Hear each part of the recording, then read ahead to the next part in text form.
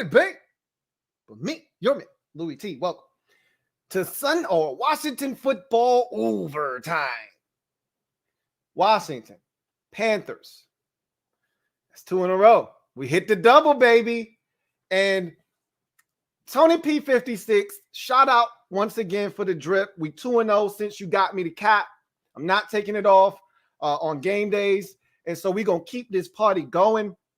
I talked to all the MOBB members, and shout out to the entire mob. You guys, for the second week in a row, you were awesome. And again, you know, when you're winning, it's a lot easier to be upbeat and jovial. But, you know, this was a tight game, just like last week was a tight game. And so I told them in the mob, I said, hey, guys, we're winning this game. And when Cam ran out to midfield and he opened up his chest for the Supermaster, he doing all of that extra shit to lose and be mad at the end of the game at the press conference. I told you I had the premonition already. Hey, guys, hold on a second.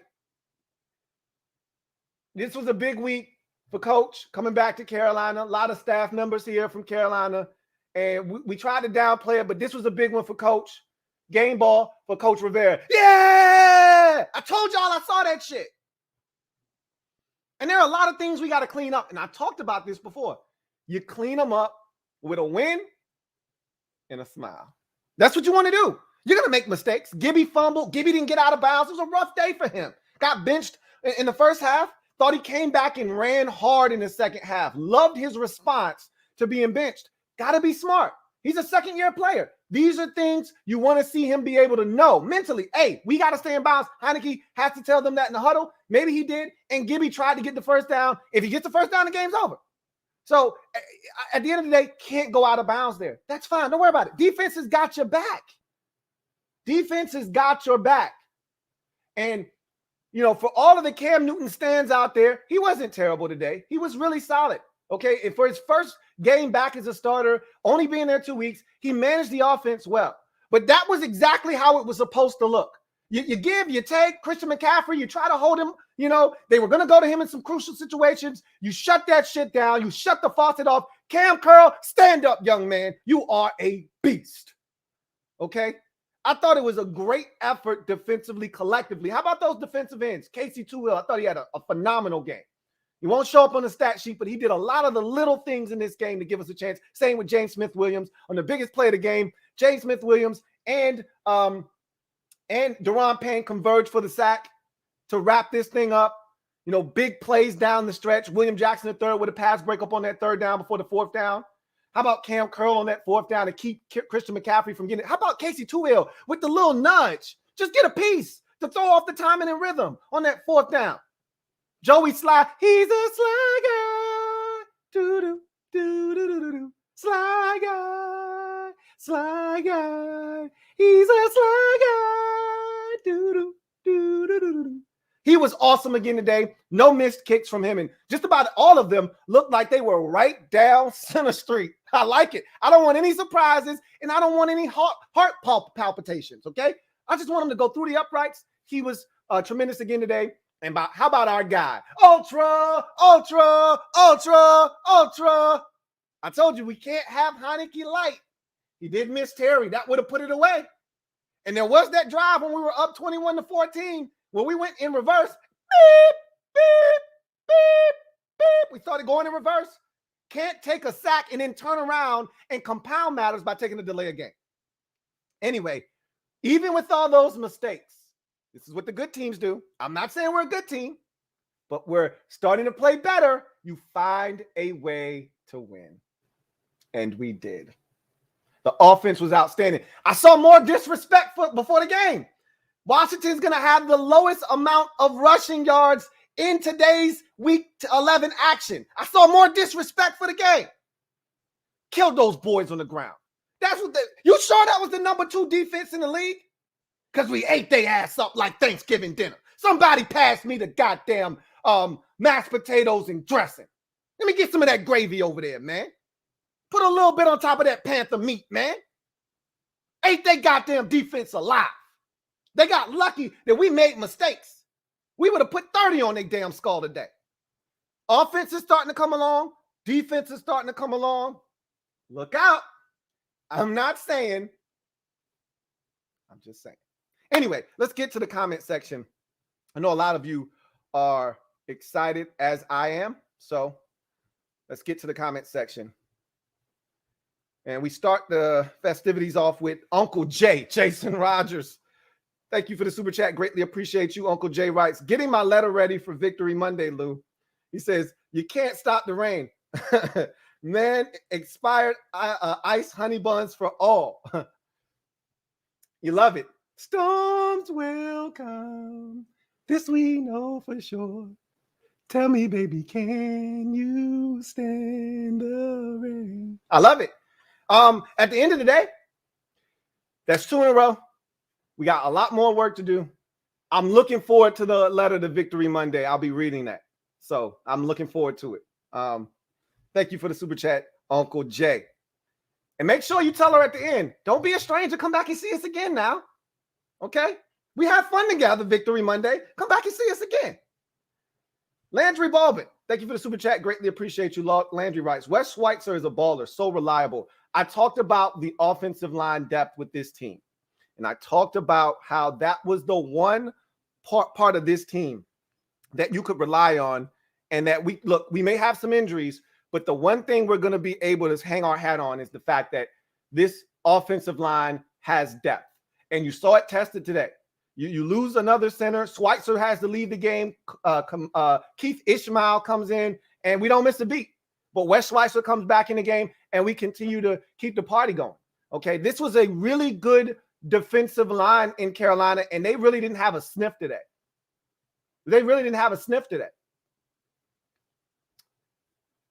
Robert Mitchell, thank you for the super chat. Greatly appreciate you. Thank you for being a member of the MOBB, who writes, Lou, Cam did well today. Do you think he's going to emerge to a number 2 receiver?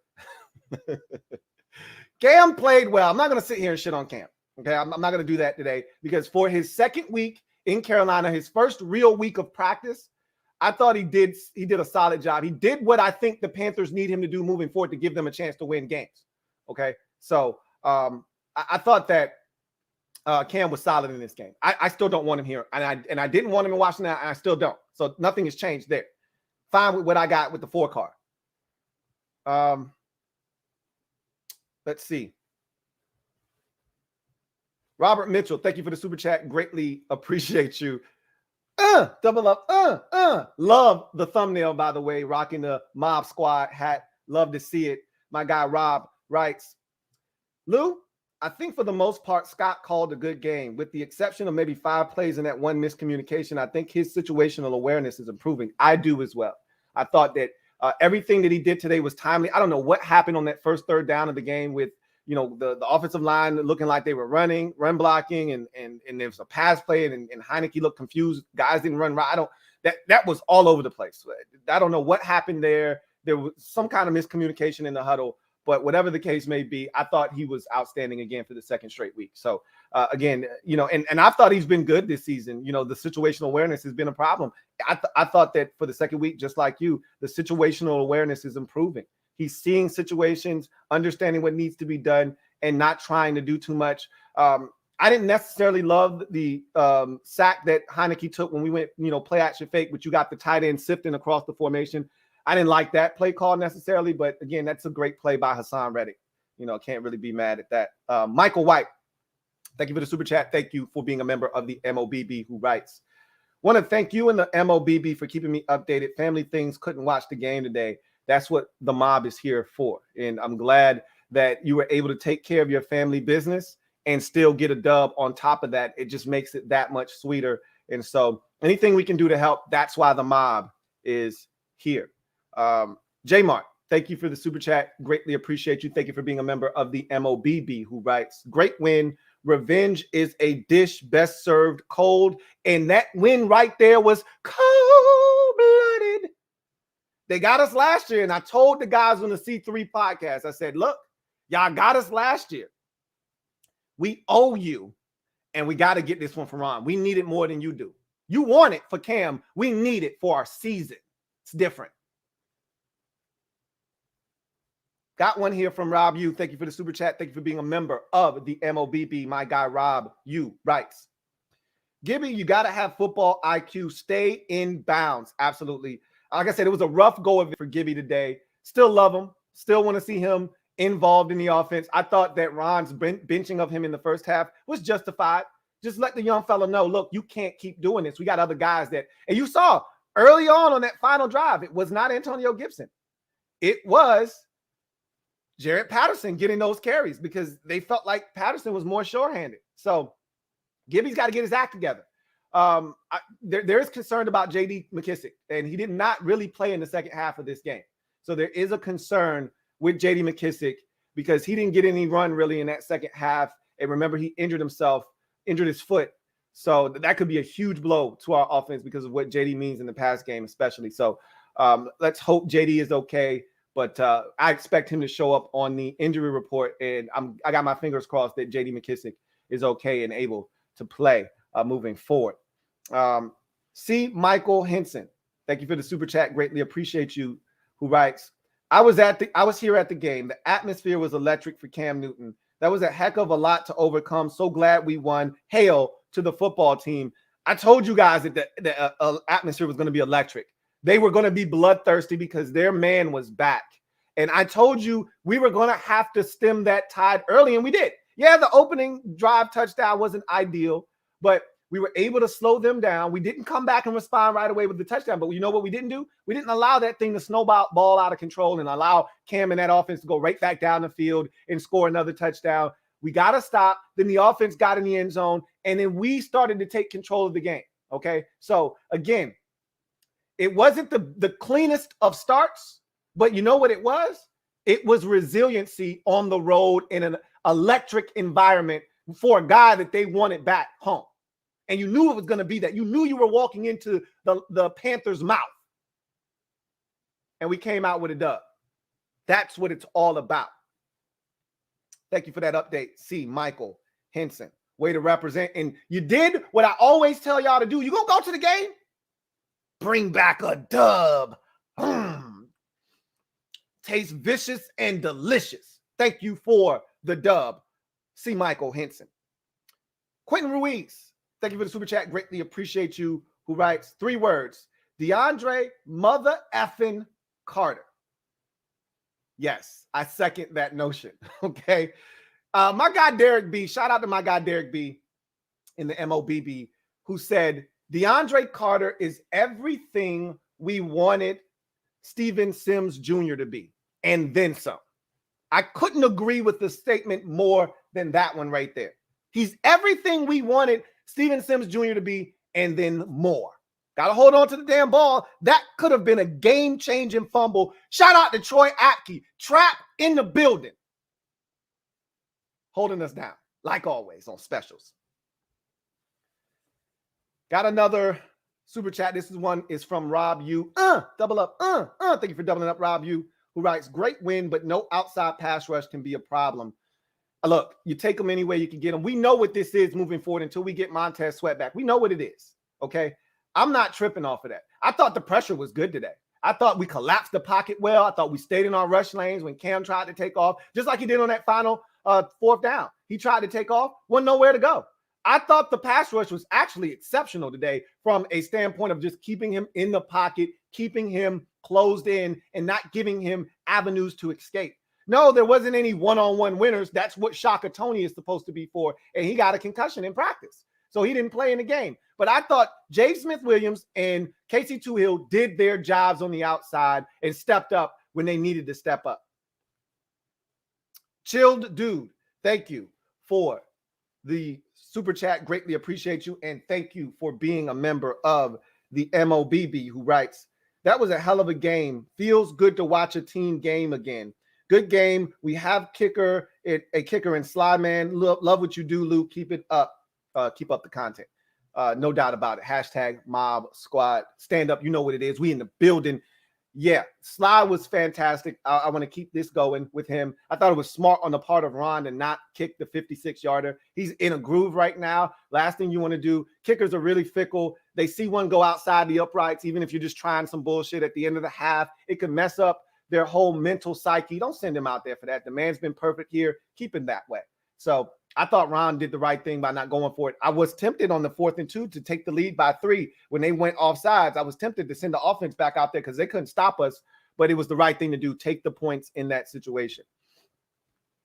K80 Tick, thank you for the super chat. Greatly appreciate you. Thank you for being a member of the MOBB, who writes, man, we missed Sims. Glad he is back. Can't wait for Thomas and hopefully Samuel back as well, and Montez. And, you know, the crazy part is we may get both of those guys back for Monday Night Football. No Curtis Samuel today. He worked out on the field before the game. You know, he really wanted to play in this one against his ex-mates, but wasn't able to go. I think it was the right thing to do to hold him out until he's completely healthy or you feel really good about him. There's no reason for him to play. I've said that since the beginning of this whole situation.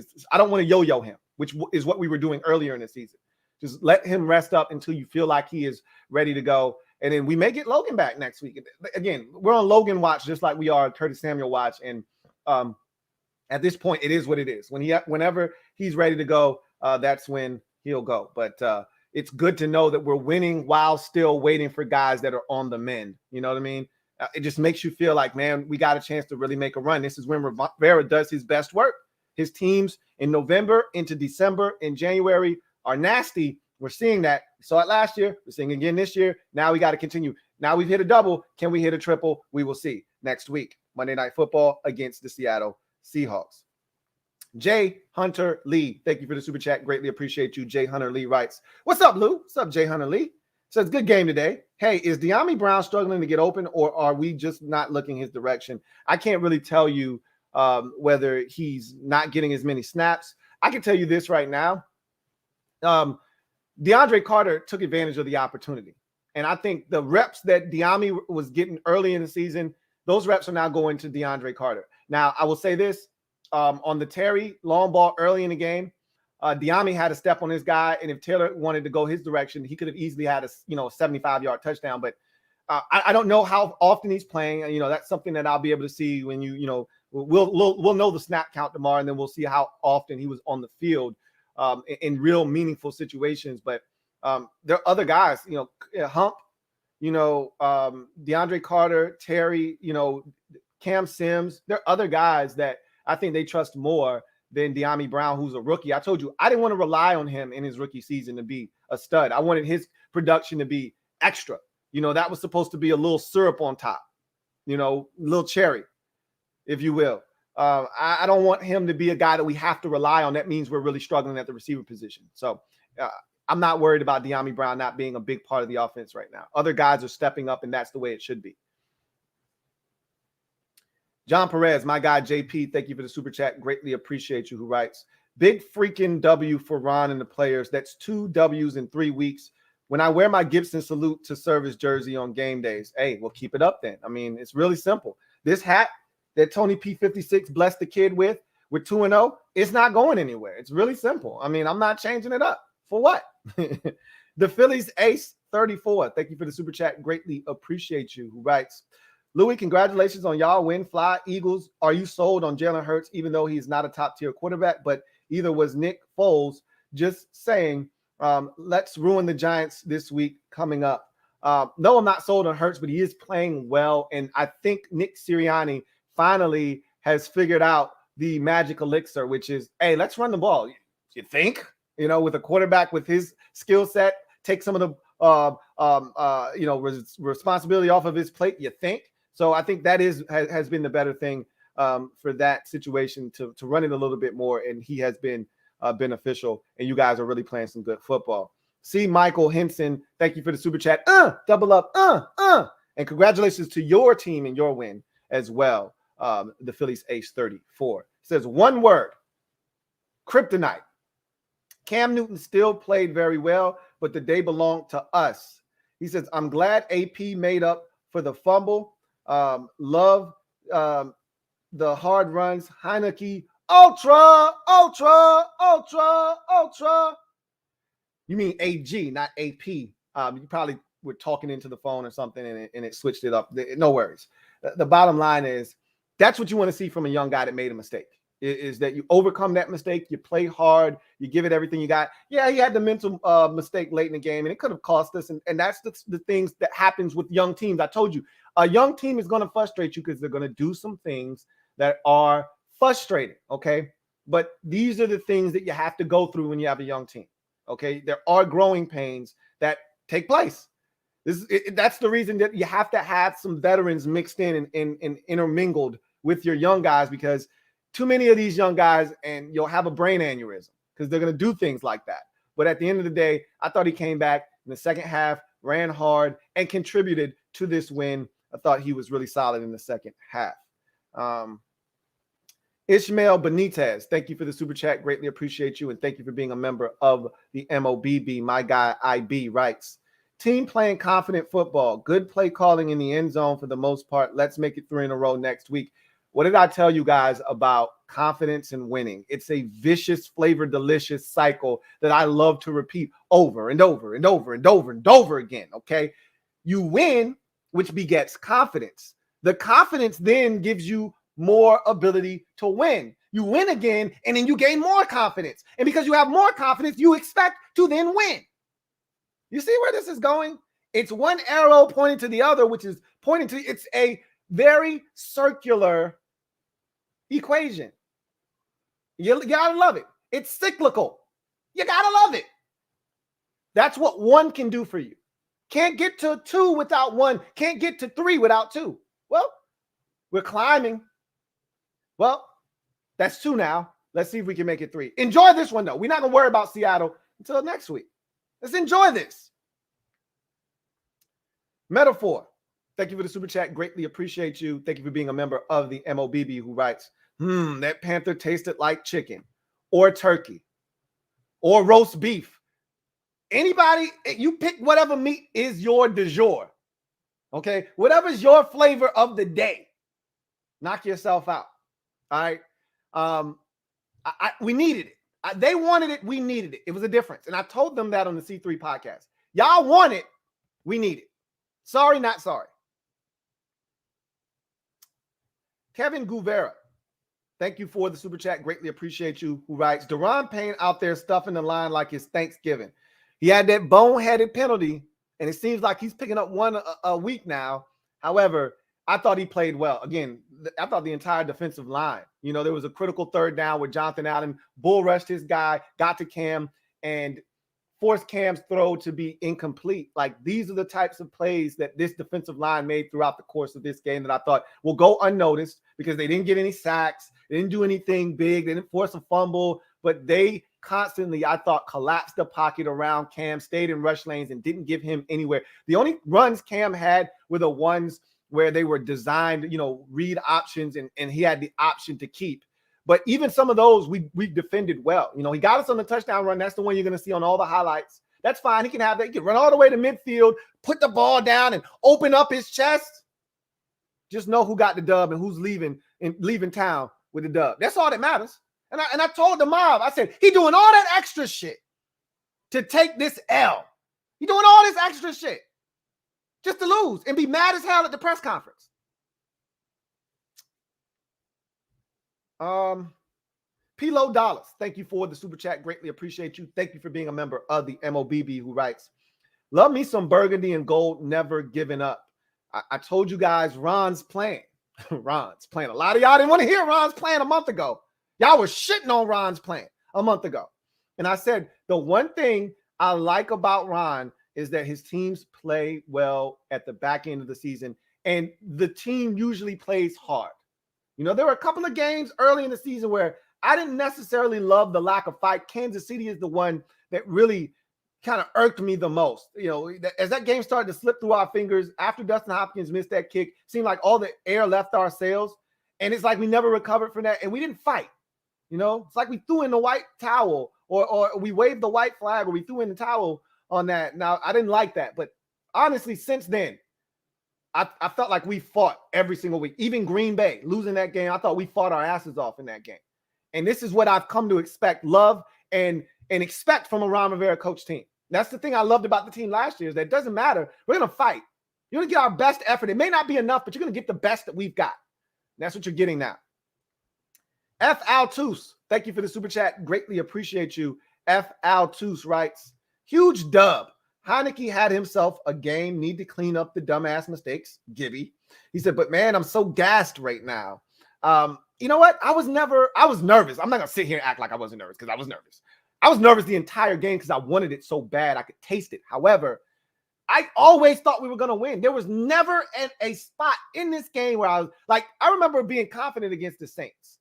But when we gave up that Hail Mary, I was like, man, guys, that was the first time in that game. I was like, man, I don't know, guys. Like that one hurt. I don't know if we rebound and we really never did. Like, I don't know, guys. That one stung right before the half. There was never a point in this game where I doubted we were going to win. Never. And shout out to the Panthers fan that came into the Friday show and said, hey, no disrespect, Louie T, but y'all ain't scoring 25 points on the Panthers. Hey, you're right. We scored 27. Thank you for the super chat. F. Altus. Thank you for doubling up. Double up. Thank you for doubling up. F. Altus, who writes, Jonathan Allen is that dude. Yes. Yes, he is. That's the reason he leads this team in sacks. That's the reason he just got that fat ass extension. And that's why he's got a nice big C on his chest, because the guy is legitimate. Not just off the field as a vocal leader, but on it as a game changer as well. So I thought he was outstanding in this football game. C. Michael Henson. Thank you for the super chat. Greatly appreciate you, who writes, I feel a 2012 coming on. Straight wins out of the bye. I'm not going to get ahead of myself, okay? A lot of football left to be played. We just take it one at a time. But, you know, again, can't get to 3 without 2. This is 2. Now, let's see if we can go for 3. I'll be keeping my eye on Seattle, see what they do today against Arizona. Will they be coming into that game with a little bit of momentum and confidence? Or will they let Colt McCoy and the Arizona Cardinals march into Seattle and beat them and get the win? So we'll see. If they let Colt McCoy and that group march in there and beat them, that means they're really struggling and we need to beat them on Monday night. Whether they win or not, I don't give a shit. I think we're capable of taking those guys down, but it's not going to be easy. But again, don't worry about that right now. Let's just enjoy this right now. Martin Matthews, thank you for the super chat. Greatly appreciate you, my guy, Double M, writes, hey, Louie. What's up, Martin? Says, hail to the O-line. Yes, I love when people give the offensive line their just due, because not enough of you talk about the O-line. I constantly bring them up. I did it in the MOBB because we love to talk about the skill guys. We love to talk about Heineke and Terry, and Gibby needs to do this and Gibby needs to do that. How about J.D. McKissick? We need to get the ball to Hunt more. I need to hear more about this offensive line. They were fantastic today. In the run game and in the pass game, they were outstanding. Let's see how many rush yards. I'm interested to know, because I really think we ran for over 130 yards on the ground in this game. Let's see how many yards we had as a rush offense. We ran it for 190 yards. Wowzers. Didn't think we ran it that effectively in the game, but we did. And I'm not shocked, because we really had our way on the ground, but I didn't think it was to the tune of 190 yards. Wow. Gibson, and for all the shit that y'all were talking about Gibby, 19 for 95. We still haven't had a 100-yard rusher this season. 19 for 95 for Gibby. I thought he was really good outside of the fumble and the running out of bounds. Thought he ran hard, especially in the second half. McKissick, 7 for 49. And Patterson, 7 for 23. Heineke, 6 for 29. He had a big run in the game as well. And so, wow. We really did have a strong game on the ground. That is phenomenal. And I actually thought the third down defense was exceptional. I actually thought the third down offense for Washington was pretty good. 6 of 13 on offense, 2 of 9 for the Panthers on defense. So that was one of our biggest bugaboos, you know, the first 6-7 weeks of the season. We're cleaning all of that stuff up. So you feel good about what's going on. And back to the offensive line, though, because they deserve credit. You know, this was a Panthers defensive line that I ranted and raved about. I talked about their defense and how good it can be, talked about their D-line. And I said, our offensive line is up for the challenge, though. And they were. And despite the injuries, you know, we had to tap into some depth. We were already down our starting center. We got Tyler Larson out there. He leads the game. In comes Wes Schweitzer. We don't miss a beat. And this is why positional flex is so important, because you need guys to be able to step up. And I knew they were going to go to Wes. And Wes had a couple of snafus, you know, a false start on a quarterback sneak that you didn't like. But guess what? We picked Wes up on 4th and 6. We still converted anyway. So It's all good. That's what you do. Guys are going to make mistakes. What you do in response to that mistake is what separates the good teams from the bad teams. The good teams, they overcome mistakes and adversity. The bad teams hang their head and they wallow in self-pity and doubt when a mistake is made. That's what we were doing earlier in the season. Now we get somebody fumbles. Okay, don't worry about it. All right, it's over. And I was telling people in the mob after Gibson's fumble, don't worry about that. Wipe that shit from the memory bank. Let's get this defensive stop. And you know what the defense did? They got the stop. Don't worry about that fumble. We good. Get the stop. They did, and the offense did the rest. Went right back down and got a touchdown. We good. That's what the good teams do. Mistakes are going to be made. That won't be the last time we make a mistake. Pick yourself up, dust yourself off, go out there and get it. Pick your man up. O-line was fantastic today. Fantastic. AfroCat2136. Thank you for the super chat. Greatly appreciate you. My guy, AfroCat2136 writes, been a minute, Lou. Yes, indeed. He says, Lou, I had to separate my heartbreak with watching the football team in real life. Scary effing Terry and Cam Clutch Curl are so damn consistent, feels like last year. Cam Curl is quickly becoming one of my favorite players on the defensive side of the football. Why? Because he's so damn smart. You know smart football players when you see it. And I can't tell you how many times I've heard the coaches explain Cam Curl's ability to play because of how smart he is. And you saw it as a rookie. Their ability to put so much on his plate, put him in so many different areas on the field and so many different positions, and him to be able to absorb that as a rookie. I was so wrong about him, man, coming out of I remember bitching and complaining about why did we draft him? And I had like 3 different safeties I wanted to take instead of him. Shame on me out of Arkansas. Now, he was more of a corner, and I didn't know they played him at free safety. I didn't love his speed, but his game speed is different than what I saw on film. And his smarts, his intellect, he's one of the smartest players on our defense. And you can see it week in, week out. I love it. Just love it. Rob U, thank you for the super chat. Greatly appreciate you. My guy Rob U writes, O-line depth pushed to the limit and they responded. Again, that's what it's all about. The O-line responding. And we'll get another guy back next week because Sadiq Charles wasn't available today. He dealt with an illness all week long. And so they're still getting him in shape due to COVID-19. So he wasn't really available today. So, it's good to know that he'll be probably available next week should we have to tap into the depth. Let's hope that Tyler Larson's injury isn't as significant as it seems to be. Anytime a guy doesn't return to the game, you fear the worst. So we're going to see what his injury situation is, because now if he can't play, you're really tapping into our depth, because the first guy off the bench, should any of our guards go down, is now in the game at center. So now Sadiq Charles would have to come in I like Sadiq. I don't love him, So I'm more comfortable with Wes Schweitzer coming in the game wherever he has to play. Let's hope Tyler Larson is okay and able to come back. Keith Ishmael stepped in, and he may have to be next up on deck. He may have to be ready. As my coach used to say, son, be ready. We'll see.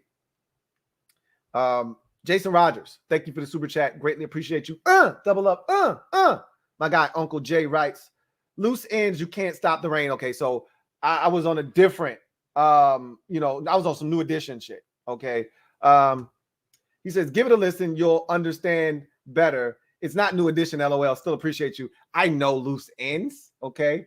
But at the end of the day, we weren't on the same page there. Okay. You threw me the alley and it was a little high. I tried to go up and get it and I wasn't able to pull it all the way down. Back iron on the rim, all the way back to half court. We got to get back on track. But I love the energy, though. I love the energy. That's the one that Shaq remade and I love it. Anyway, you can't stop the rain. You can't stop the rain when it starts to pour. I know the song. Come on now. I'm an R&B connoisseur. You know who you're talking to. We weren't here. The alley was a little high. That's okay. We still good, Uncle Jay. I got it. Eric DeBose, thank you for the super chat. Greatly appreciate you. Eric writes, Lou, almost called the score exactly. Ludini in the house. I can't take any credit. I called 25-20. We got 27-20. I knew the Panthers weren't going to score a bunch of points on our defense because their offense isn't great. I told you they don't get explosive plays. They're a nickel and dime offense. I wasn't afraid of what they were going to put on the field. My question was, were we going to take care of the football? Were we going to stop hurting ourselves and putting other teams in positions to hurt us? And for the most part, we did that. Obviously, the Gibby fumble was huge in taking points off the board, but you know what it wasn't? It wasn't huge in aiding and abetting the Panthers to score because we were so close to their end zone that they had to turn all the way around and go 91 yards or something like that. So, you know, the ones that really hurt are the ones where you're deep in your own territory and you turn it over. Now, that's instant points. You know what I'm saying? We didn't have one of those today. You know, we almost had one. DeAndre Carter tried to put it on the carpet and give it away. Trap was in the house. Like he said, great effort from Henry and no picks defense. He says HTTFT. Taylor Heineke, the legend of Heineke, it grows, but it's more about ultra. It's all about the ultra, man, versus the light. Take care of the rock. It's okay to take a sack. It's okay to throw it away. It's okay to take the check down. Don't give it away. We not little Joe's Auto around here, man. I'd give it away, but my wife won't let me. Don't give it away. Hold on to it. I'd much rather see Tress Way come out and boot it than you give it to the other team.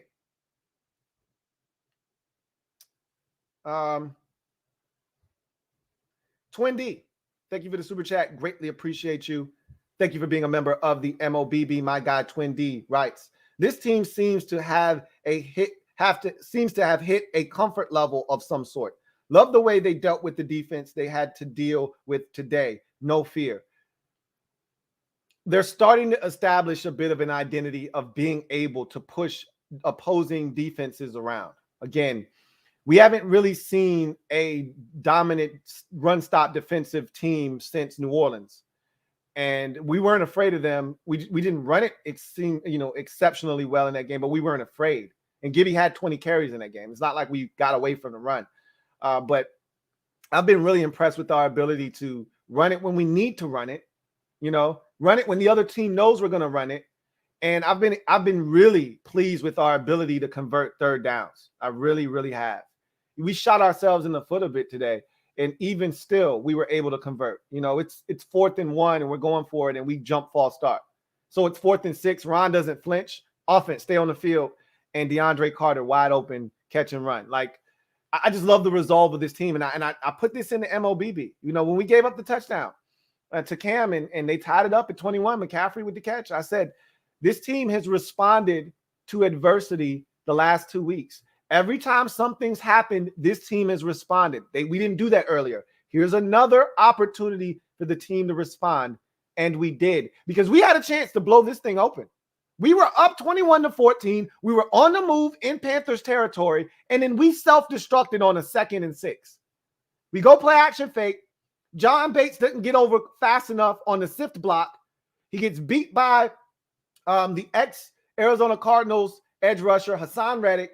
It's a 10-yard sack. Then we get a delay of game. Now it's 3rd and 21. And I'm saying, what just happened to this drive? We were at least going to get a field goal out of it. What just happened? And then we ended up trying to, fake. I was like, Ron, go for it. At this point, I think it was like 4th and 4. Go for it. To hell with the field goal. Go for it. No. That wasn't the one. That was the other 4th down, and we got it. When they had us like 3rd and 16, and we got 12, and we went for it on 4th and 4, and we got it.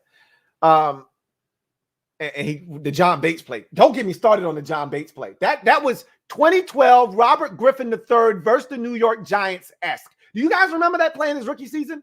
When we had them on the ropes, but Victor Cruz, Eli hit Victor Cruz over the middle of the field. Josh Wilson and company. Oy vey. But man, that was a fun game. And Robert got outside the pocket. He stopped, threw it as he was falling down and getting tackled. And he hit Logan Paulson. And Heineke did the same thing. And he stops on the brakes as he's getting hit. Fends off a defender. Finds John Bates. What a play. there is a comfort level that this team is they're starting to believe. It's the comfort level is more so on the defensive side of the football, with each other, knowing what the next guy's going to do, trusting in the call, trusting in the scheme, trusting in the man next to you. But the confidence is just growing. It's permeating around the team. So you're seeing it. No fear.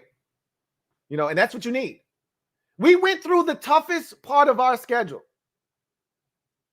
And now we're looking at all these teams like, you ain't better than Green Bay. You ain't better than Kansas City. You ain't better than Tampa Bay. You ain't better than Buffalo. We ain't afraid of you. And it's showing. Now, but you got to still go out on the field and execute. And when that adversity hit at 21-21, we responded with points. That's what good football teams do. And that's what we've been doing the last 2 weeks. The J2K, thank you for the super chat. Greatly appreciate you. The J2K writes, how do you think Smith, Williams, and Tuhill did? I thought they did phenomenal. I said this at the top of the show. I thought they were both really good for what we asked them to do. No, those aren't, they aren't instant winners, okay?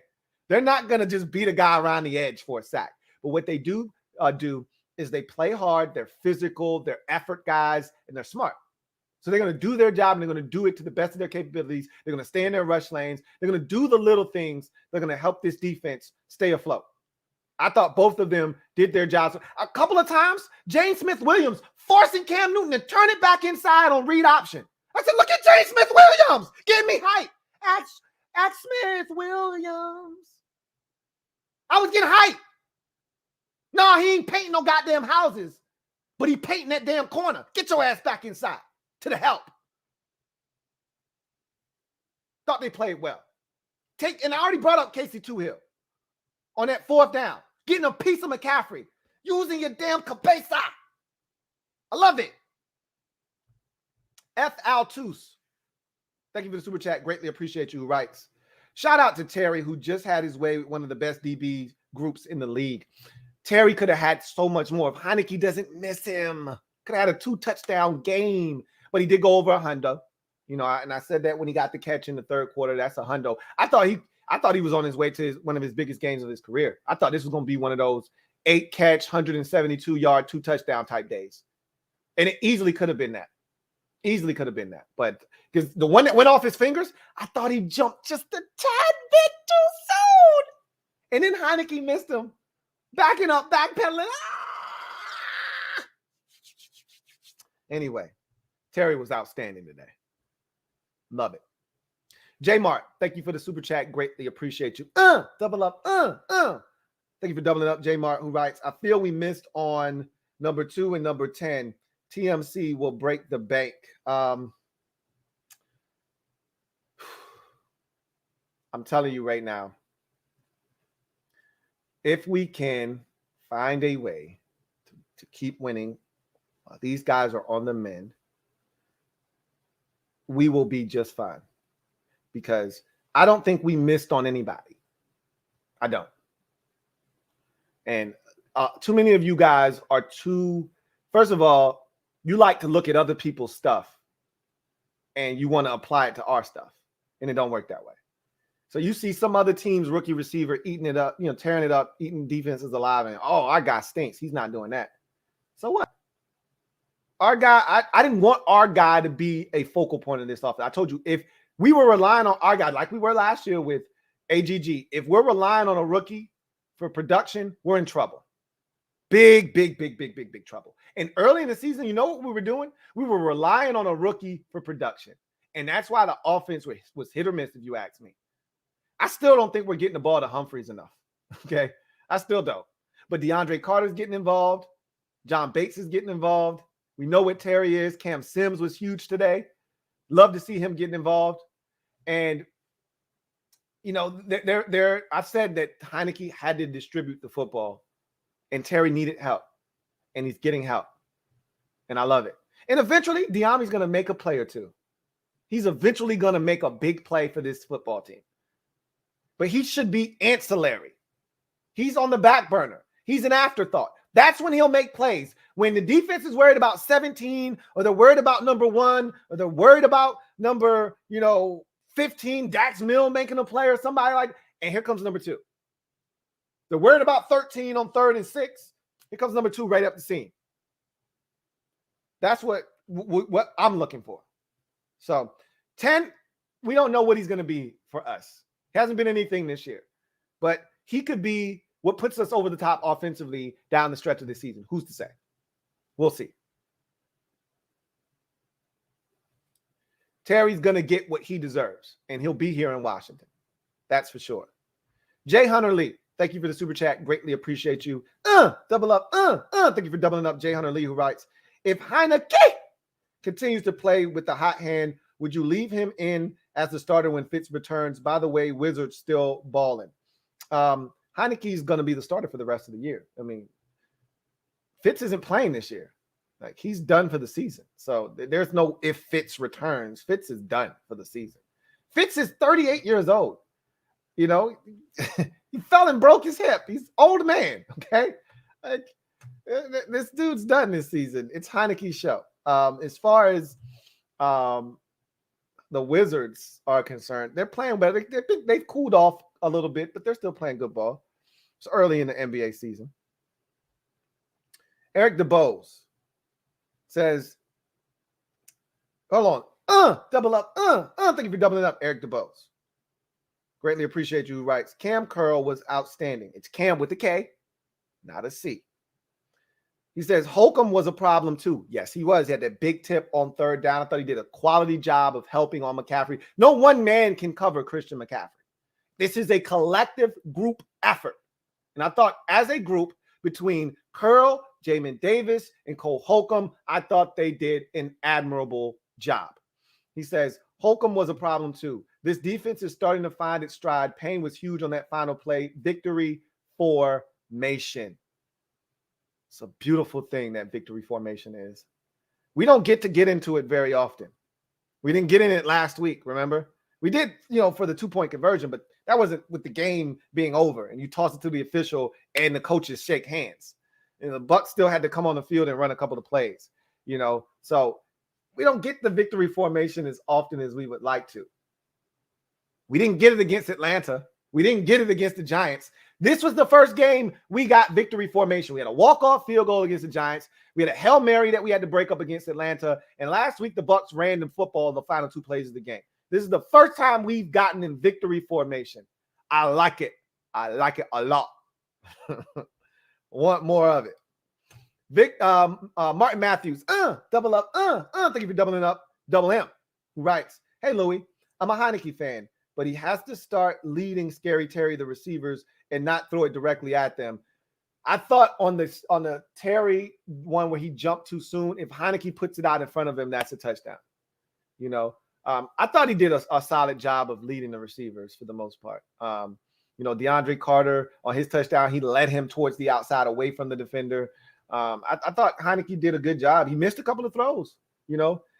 Terry could have come down with that deep ball, but if he leads Terry away from that defender, because Terry had him beat, it's a big play. Terry had him beat for the touchdown, and he just threw it too far out in front of him. So I didn't think it was a matter of him leading his guys as much as it was he needed to just be a little bit more accurate there. But he was really good for the second straight week. And for the second straight week, he took care of the football. And that's one of the most important things, is that you have to take care of the rock. Barrett Downing, thank you for the super chat. Greatly appreciate you. Thank you for being a member of the MOBB. Writes, what up, Lou? It's great not having you in black all the time. Keep up the good work. Like I told you, I've put the black down for a little while. My guy Metaphor said that he donated all of his black clothes to Salvation Army. I told him I don't know if that's a smart move or not, but that's showing faith in the squad. You know what I'm saying? I've got mine on the back burner over there, and I'm washing it, and I'm like, yo, you just stay over there. Stay out of the way. Hey, it's not your day. And I'm hoping I don't have to pull that out for quite some time. Twin D, thank you for the super chat. Greatly appreciate you. Double up. Thank you for doubling up, Twin D, who writes, did someone besides myself acknowledge trap? That would be me. Yes, I did. You are the resident trap. You are the resident trap apologist. But I had to jump on the bandwagon for today just to make sure Trap got his just do. That was a huge play. Similar to last year when we played the Steelers and Logan Thomas recovered that fumble. That could have been humongous had he not recovered that fumble last year. And same thing here. You know, J.D. McKissic fumbled last year. Logan Thomas recovers. And DeAndre Carter fumbles this year.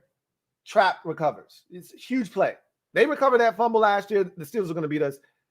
I think if the Panthers recover that fumble, we're in trouble. They're up 14-7 at that point. And a recovery there, minimum, it's 17-7. They're probably going to go get another touchdown because they had all the momentum at that point of the game. All of it. A-L-L, all.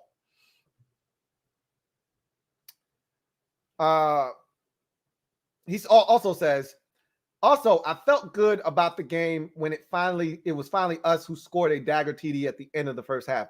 I talked about the halves, ending halves well, and how that had to be something that we did moving forward. And not only did we end the half with a touchdown, we double dipped these bastards. We scored right before the half. We scored after the half. Shout out to my guy, Edward Washington in the MOBB. He was like, why do we keep deferring to the second half? We need to take the football first. Tired of team scoring a touchdown. I said, when he said that after the Panthers scored, I said, that's wrong, Edward. You're wrong. And anybody that talks about it receiving when you win the toss, you're wrong. There's nothing that anyone can say to me to convince me that ever receiving when you win the toss to start a football game is the right thing to do.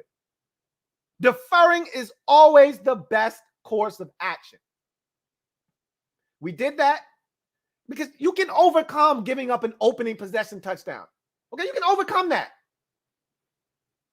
But what really hurt Carolina was they didn't sniff the football.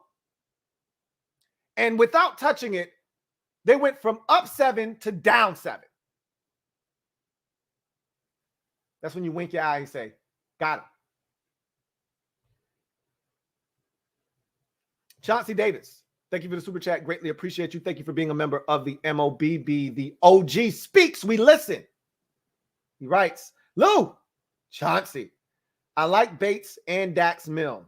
Both of them had some good catches today. Dax had to go down and dig one out for a 5-yard gain. Again, only shows up on the stat sheet as a 5-yard gain. Heineke had to go drop 3/4 on him on a blitz and safety. Jeremy Chin dropped 3/4 on him, got it out there. It was a little inaccurate because of how he had to throw it, but he got it out there, and Dax going and scooping it up. That's a 5-yard gain on first down. You know the difference between 2nd and 5 and 2nd and 10? Humongous. That's the difference. And John Bates was huge today too in the run game as a blocker, as he's been all season long, but he made some big catches. That catch on 4th down was humongous. One of the biggest plays of the game was that Heineke scramble on 4th down. Honestly, that Heineke fumble or scramble and throw to John Bates, again, reminded me of 2012, Robert Griffin III versus the Giants to Logan Paulson. That play was the equivalent of the final drive last week. You know, it was such a huge thing that you can't talk enough about.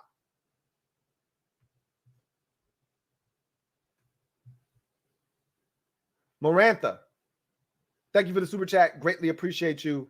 MTM Morantha writes, Lou, would it be fair to say 90 and 99's absence is a blessing in disguise? No, it's not a blessing in disguise. I want my best players out there. Just like Jack Del Rio said during the week, you want your premium guys available. Like there's no blessing in disguise. Can those guys be out of control sometimes? Can those guys be out of their gaps? Sure. But I would much rather have Montez Sweat and Chase Young on the football field. You know, there's no replacing, elite type players, elite talent. Okay. Even if they're not making plays, they're elite talents. There's no replacing that. There's no blessing in disguise. You do what you do and you make do with what you have. And that's what we're doing. But make no mistake about it. I'd much rather take 90 and 99 any day over 95 and what is James Smith Williams? What is James? 96. I'd rather take 99 and 90 over 96 and 95. But they played well today. Contraband Truth. Thank you for the super chat. Greatly appreciate you. Who writes, Riverboat Ron was in full effect on a date today. He says, but I could use a slight more Heineke legs in my diet. Same here. You know, he took a couple of sacks, especially that one where he got folded up like a damn accordion. You know, that was all on him. You know, somebody in the comment section as I'm perusing said, oh, the offensive line gave up 3 sacks. No, just like last week, he probably gave up 1 sack, and 2 of those sacks are charged to Heineke. Maybe all 3 of them. I never felt like, oh, damn, he didn't have a chance on that one. You know, Bates missed on that, and I thought Heineke's drop might have been a little deeper than it needed to be, but I hate sift blocks. I hate when you're asking a tight end to come from all the way on the opposite side of the field to block a guy. That's such a tough ask of a tight end. Anyway, I thought the 3 sacks, you know, Heineke could have gotten, you know, avoided, you know, 1 or 2 of them at minimum. So I thought that Heineke could have run a little bit more. There were times where I said, Heineke, go, go, go. And he's standing back there. Then he got kind of scared and he didn't want to fumble. And now he's kind of like folding up, and he could have run. He could have run a couple of times.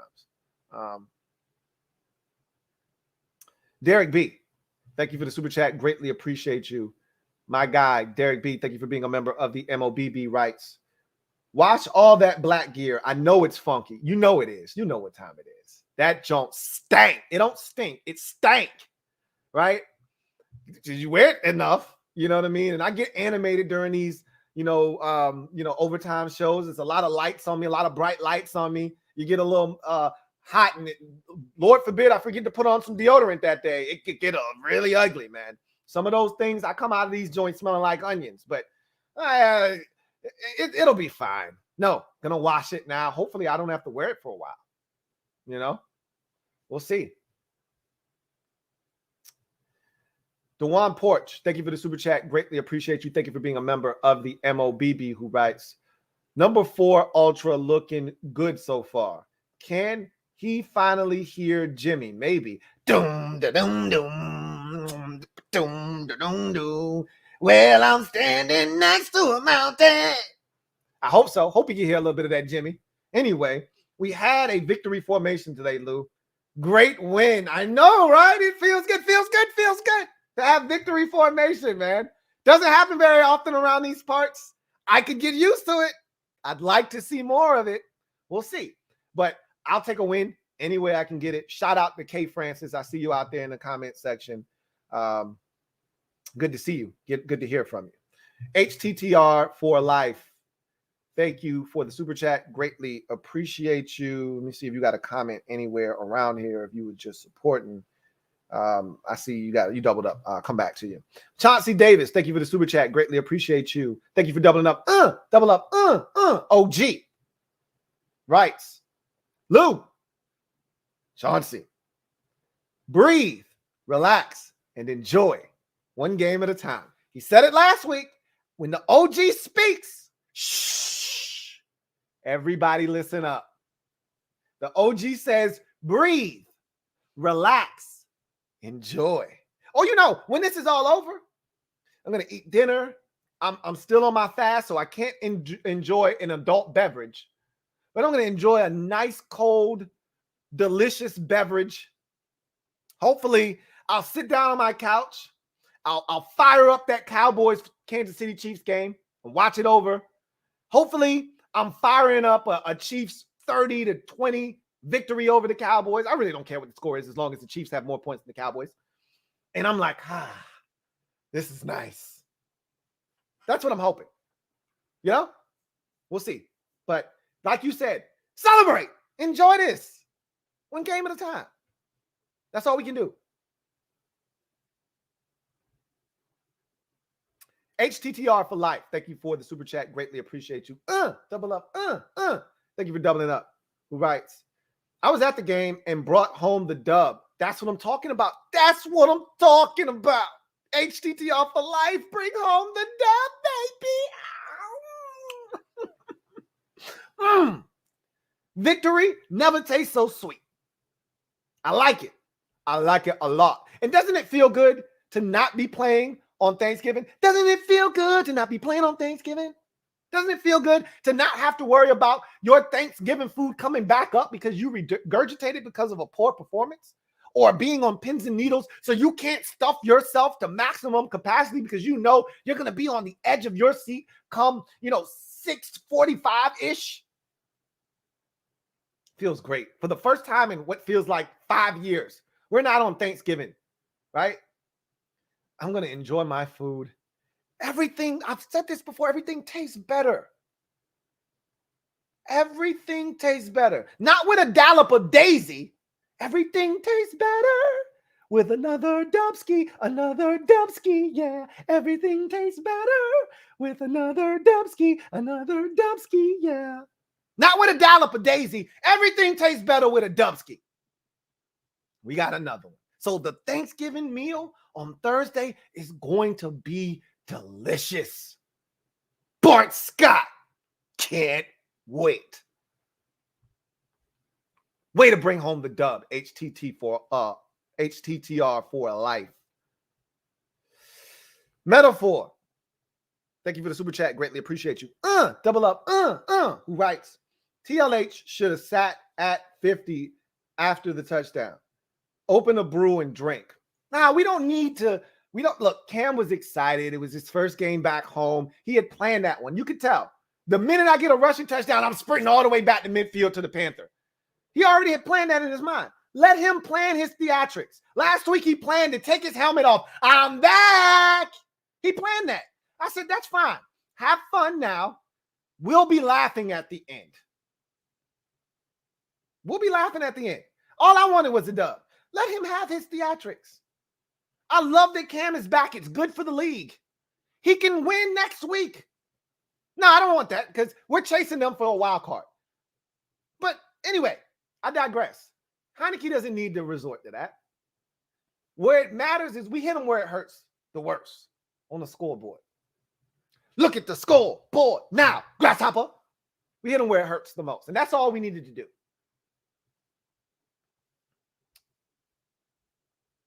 Kevin, the PRF, thank you for the super chat. Greatly appreciate you. My guy, Kevin, the PRF, thank you for being a member of the MOBB, writes, leaving Bank of America Stadium, hashtag Kevin, the PRF, lit. If anyone is wondering, yes, we need Sweat. Allen drew all of the double teams, and rightfully so. He'll be back eventually. All we can do is try to hold serve while he's out. Keep the ship steady, and hopefully he'll be back here sooner rather than later. We know he's on IR, so I think because they put him on IR before last game, he's eligible to come back after this Seattle Seahawks game for the Raiders. I'm thinking that he'll probably be out until we hit that stretch of 5 straight NFC games starting NFC East games starting with Dallas. I think that's the second week in December, but we'll see. Anyway, I digress. Michael White, thank you for the super chat. Greatly appreciate you. Double up. Thank you for doubling up. Who writes, you can always slow down a pass rush team with running the ball effectively. That in a screen game will slow down any healthy pass rush. You know what also slows down a healthy pass rush? Keeping yourself out of 3rd and long. Hard to really rev it up when it's 3rd and 3, 3rd and 4, 3rd and 2, 3rd and 1, which we were in a healthy diet of 3rd and mediums, 3rd and shorts, 3rd and manageables. That's the second straight week we've done a good job of doing that. Now, yeah, there were the occasional 3rd and forevers. We had 2 of those in the game where we self-destructed and did things that you shouldn't do. But even those, we've done a really good job of taking what the defense is giving us, like not trying to force, a 23-yard pass on 3rd and 21. No. Go get 14 and let's make a decision. Go get, I think it was a 3rd and 16 and we got 14 or we got 12 and it made it 4th and 4 and we went for it. Like, no. Take what they're giving you, and then that'll give us a chance to make a decision. So, yeah, there are so many different ways to slow down a pass rush, and I thought we did that in this football game, and that's good. Trevor Patch, thank you for the super chat. Greatly appreciate you. Thank you for being a member of the MOBB, who writes, test run vegan deep fried turkey. He says, check. Washington win, check. Recipe to the TH Bud Light Platinum with a few hits of pretzel twist because TLH is about that action. check. Yeah.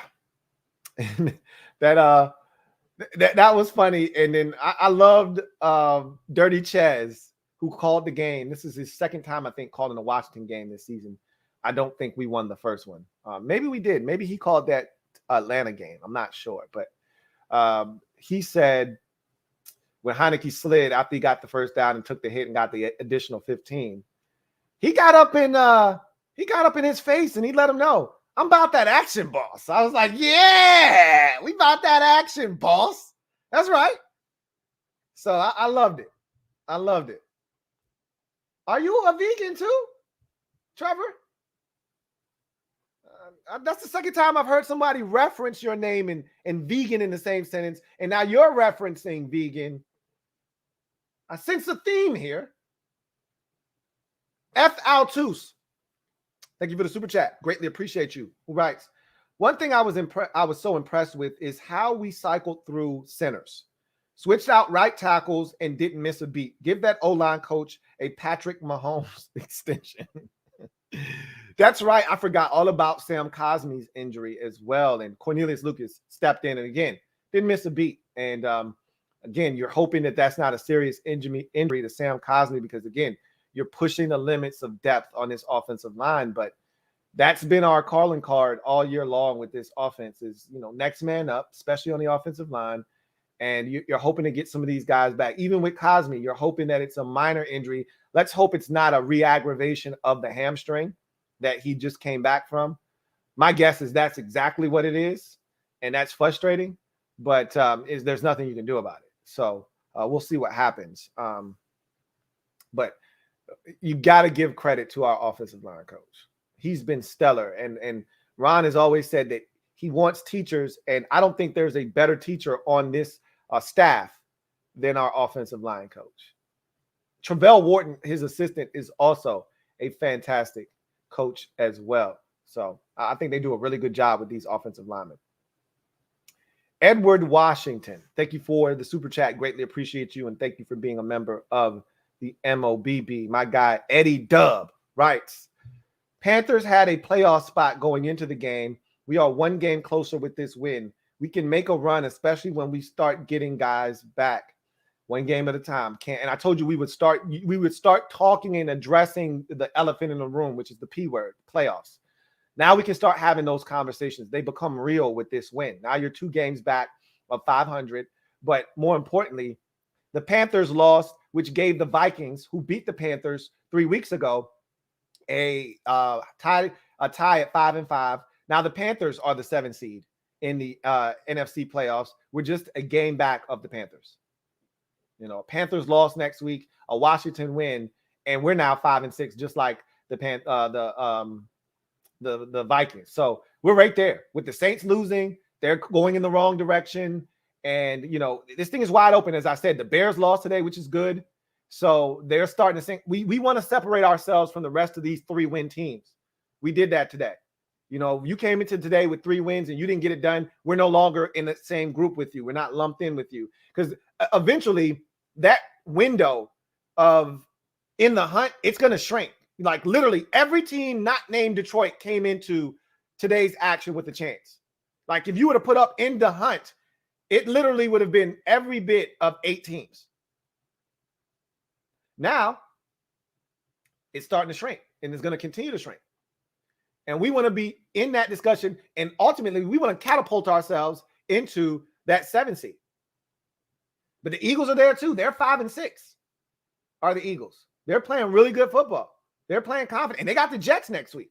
They're going to win again, are the Eagles. So, we're talking about us. They're talking about them. And we'll see. But we get them twice. And that's why I'm not worried about the Eagles. If we can't beat them, then we don't deserve to go anywhere. We got them twice coming up. So we'll see what happens. One game at a time. King of the North, thank you for the super chat. Greatly appreciate you. Thank you for being a member of the MOBB, who writes, I wanted this one bad. I knew the only way we would lose was by beating ourselves. Gibby tried. LOL. He says, number 4, putting it together late in the first season as a starter. That's a great sign. our record in all whites? Question mark. I don't know, but I was so excited to see us in all whites. Now, we've lost a game. You know, we've lost games in the all whites. Like, we lost the playoff game against Tampa in the all whites. We lost this season. I can't remember who we wore them against. I don't think we wore them against Buffalo, but I think we wore them against, I don't know if we wore them against Green Bay or not. It was one of these games recently where we wore them and we lost. So we've worn all whites this season at some point and lost, but it's a lot more wins than losses under Ron Rivera in the all whites. That's for sure. You know, and I guess Ron felt like this was a big spot, you know, because that's when Ron throws on the all whites in a big spot. And for the most part, we don't fail in the whites. I was excited. The first thing I typed in after I realized we won the toss and we were going to defer was, oh, white on white action. Okay, let's go. Let's get it. I loved it. Tobal DeGrio, thank you for the super chat. Greatly appreciate you. Tobal DeGrio, don't see a comment. So thank you for the super chat. Greatly appreciate you. Thank you for being a member of the MOBB. King of the North, double up. Thank you for doubling up, King of the North. Greatly appreciate you, my guy, King of the North. Writes, I feel like Ron had a talk with Scott during the bye about sticking with the damn run. It's working. Let's keep it up. Our O-line, love it. Heineke, too. Doesn't it seem like there's been more of an emphasis with, you know, hey, let's not get away from the run when it's working, which it was today, obviously, to the tune of 190 yards on the ground. I think there might have been an emphasis, you know, and you know, Ron said, I have no problems with the way Scott's called games. I don't think he's come down on Scott and said, hey, you need to do X, Y, Z. But I think there was a little bit of, hey, you know, why did we get away from the run in this game? We were really gouging them here. Like, sometimes let's not get away from what's working. Let's not get away from the things that we're doing well. Let's not try to be too cute. You know, I thought on that play action fake that we got sacked, I thought we tried to get a little cute. You know, just like we did with the DeAndre Carter, you know, fake toss, handoff, and he gets stopped for like a 3-4 yard loss. Thought we tried to get a little cute there. And there's nothing wrong with being cute. Because when it works, we're like, oh, what a play call by Scott Turner. When it doesn't work, oh, that's a terrible play call. There's nothing wrong with being cute. Sometimes you need to be cute to get a defense something to think about. But when the staple stuff is working, no need to get away from it, you know? So anyway, I digress. Tobal DeGrio, thank you for the super chat. Double up. Thank you for doubling up. Tobal writes, yeah, Hogs 2.0 in the building. You know, I'm not one for nicknames. I'm not one for 2.0 this or 2.0 that. But the offensive line has been establishing and creating a new line of scrimmage. And that is good to see. You know, it's not easy to run out of the gun consistently and move teams off the ball, especially teams with the kind of athletes and girth up front that the Panthers do have. But we did that today. We established a new line of scrimmage. There were rush lanes all over the place. And credit our backs, whether it's J.D. McKissick, Jarrett Patterson, or Antonio Gibson, for taking advantage of those creases and then maximizing them with finishing runs, with churning out their legs, lowering the shoulder. One time, Gibby broke a dude off. He didn't even, if it was two-hand tag, he wouldn't have gotten him down. You know, if it was one-hand touch, he wouldn't have gotten him down. I mean, Gibby broke him off something proper. So I thought it was some physical finishes by all of the backs. And I just thought it was a really good display of being balanced in this football game. You know, Heineke had like 206 yards passing, 203, something like that. And then we rushed for 190. Shit, it was almost 50-50. You know what I mean? That's what you want.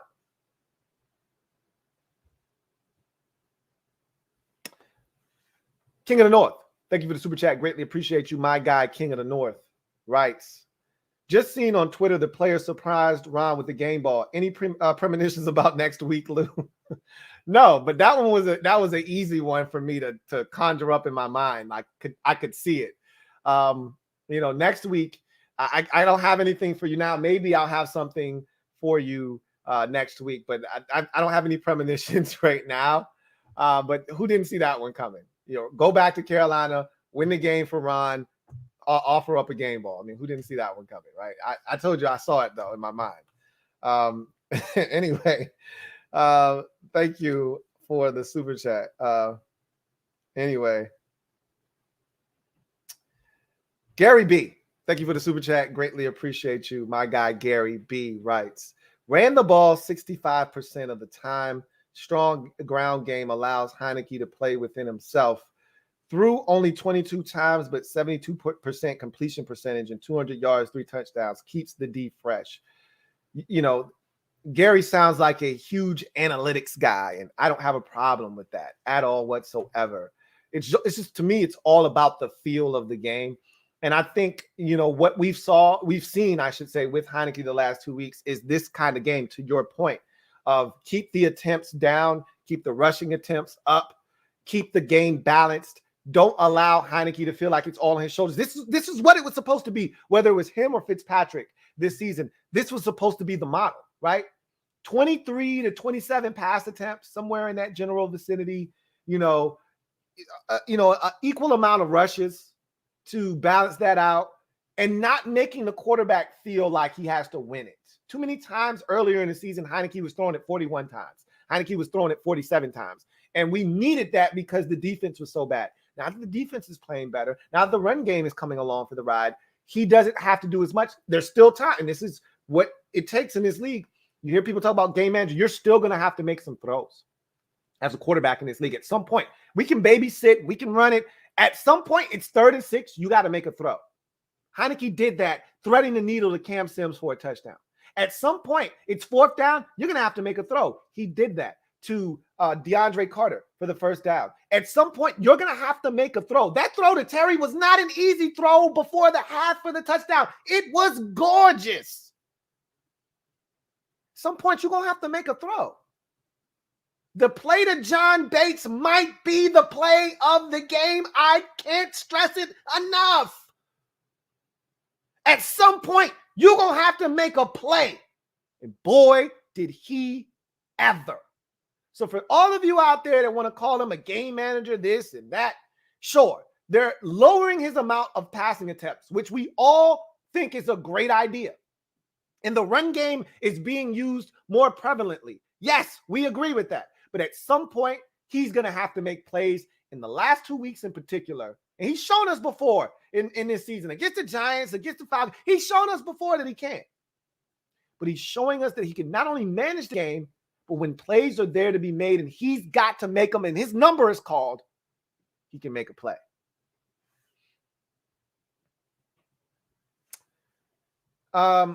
Derek B, thank you for the super chat. Greatly appreciate you.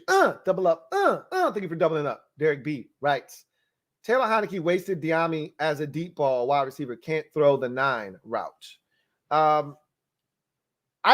So Diami hasn't really been winning on those deep balls. He won, I think, twice. We've seen him overthrown by Heineke. Today, I thought he won, and he went to Terry instead, which I'll never bash a guy for going to Terry over any other receiver on our team. But if he goes to Diami and lays it out there, Diami had to step on that defender. That said, I don't think that it's his best attribute, the deep ball. It's not his worst. He puts a ton of air under it, which any receiver will tell you that's what they want. But you want to also be led up the field. You don't want to allow the defender back into the play. And I think Heineke sometimes doesn't get enough on it. But anyway, I digress. JP, thank you for the super chat. Greatly appreciate you. Double up. My guy JP writes, I don't know what it is with Ron-led teams in November and December, but his record in those months is very good. Got a chance to get to 5 and 6 against Seattle. And that's the next goal. Again, enjoy this one tonight and tomorrow and Tuesday, and then we'll turn our attention. It's going to be a short week for me. I'll explain later on in the show and even tomorrow and things of that nature. You'll know what the schedule is for next week. But being that it's Thanksgiving, and it's my bye week, and you guys know that. If you've been following me for any amount of time, my bye week is always a week of Thanksgiving. So we'll talk about what next week will look like. But in any event, this is when Ron is at his best. And you would like for us to get off to a faster start so that if Ron continues this trend, you're stacking up dubs on top of early dubs you got in the season and really giving yourself a chance to win a division or be one of the better teams in your conference instead of having to make up ground because you started off so poorly. And all of these wins are just trying to climb you back to 500. King of the North, thank you for the super chat. Greatly appreciate you. King of the North writes, outside of that TD pass to CMC, which was a great throw, and it was right over Cole Holcomb's outstretched arms in between 3 Washington defenders. It was in the perfect spot. I mean, I was mad because that was a great ball. He says, I thought the DBs played solid. 2 games without miscommunications or blown coverages. Knock on wood. I'm going to go ahead and get a piece of that for you. I agree. And, you know, we're seeing this defense come of age. And I talked about the youth and I talked about the inexperience of these players playing with one another. I told you that back end was pretty much brand new. And you could take all of the best players you want, put them on one team, but if they don't have any experience playing with each other, you can get miscommunications. You can get mistakes. You can get mix-ups. Oh, I thought you were going to – oh, I thought you was going to be here. No. I don't want to hear I thought. I need to know where you're going to be. And now we're past the I thoughts, and we're all on one page with the I know. I know this guy's going to be back here because I can trust him to be where he's supposed to be. So we're keeping everything in front of us. It helps when you play offenses that's not their MO. That's not their forte to get big plays. That's not the Panthers' MO. But the Buccaneers, you're damn right. That's their thing. And we didn't allow it to happen. So there is, more communication on the back end, and we're seeing the dividends being provided by them playing better on the back end of coverage. Thank you for that super chat, King of the North. Nick Katz, thank you for the super chat. Greatly appreciate you. Thank you for being a member of the MOBB, who writes, stand up, Washington football fans. Another week to be happy. Yep. Don't worry. Be happy and enjoy. And again, we'll turn around and we'll try to do it again. We just hit for our first double of the season. Okay. We just drove in our first run, on an RBI double, right? Now let's see if we can't hit a triple here. All right. The bats are hot. Let's see if we can't continue to make some noise. See if we got any more super chats. We do. And Martin Matthews writes, first of all, thank you for the super chat. Greatly appreciate you. Double M says, Louie, surprise, surprise.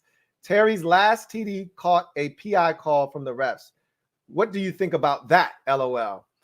I don't even know if they call it PI or if they call it holding. You could see Jeremy Chin getting beaten. You could see him pulling on Terry's undershirt and he stretched. So if the ball's in the air, it's PI, and I love it, and I know they called it. I don't know if they called PI or if they called, holding, whatever they called. It was a great call. It needed to be called. And you know how I am. I'm very protective over Terry, and I feel like he didn't get enough calls. And I told the MOBB early in the game after we got the first personal foul penalty of the game, I said, okay, these referees are calling everything. You already know what it is. So when we got the benefit of what I thought was a ticky-tack, personal foul penalty on DeAndre Carter, I was like, hey, that's the kind of game it's going to be. They were consistent throughout, and I appreciate my man Terry Fine. He should have got a face mask on the end of that, and we should have been kicking off from the 40 instead of the 25 or the 35 or wherever the hell you kick off the ball from. We should have been kicking off from 15 yards up because he got his damn face turned over. Terry's such a beast.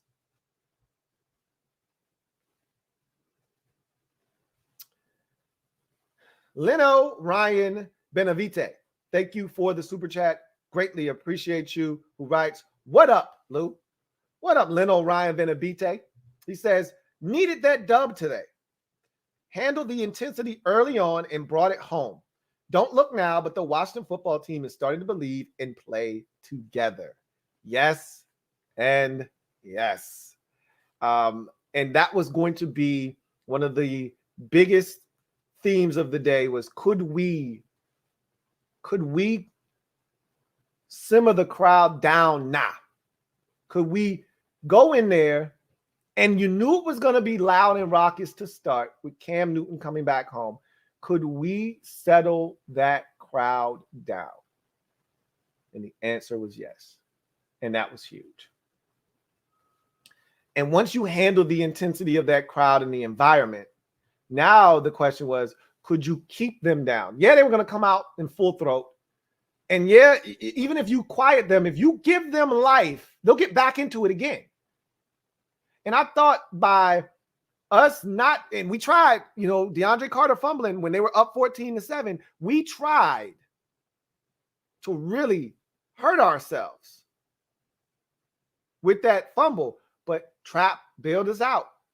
Got the touchdown before half, got the touchdown after the half, and that put them down in their seats. Butts in seats. Shh, quiet. The Washington offense is working.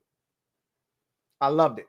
And from that point on, the Panthers were playing catch up. That's where we needed them to be. If they were playing with the lead for most of this game, the crowd would have been outrageous. But we handled that. And like you said, we came home with the dub, and they're starting to believe and come together. They're starting to play together. It's a dangerous thing. I love it. Super chat here once again from Leno Ryan Benavite. Double up.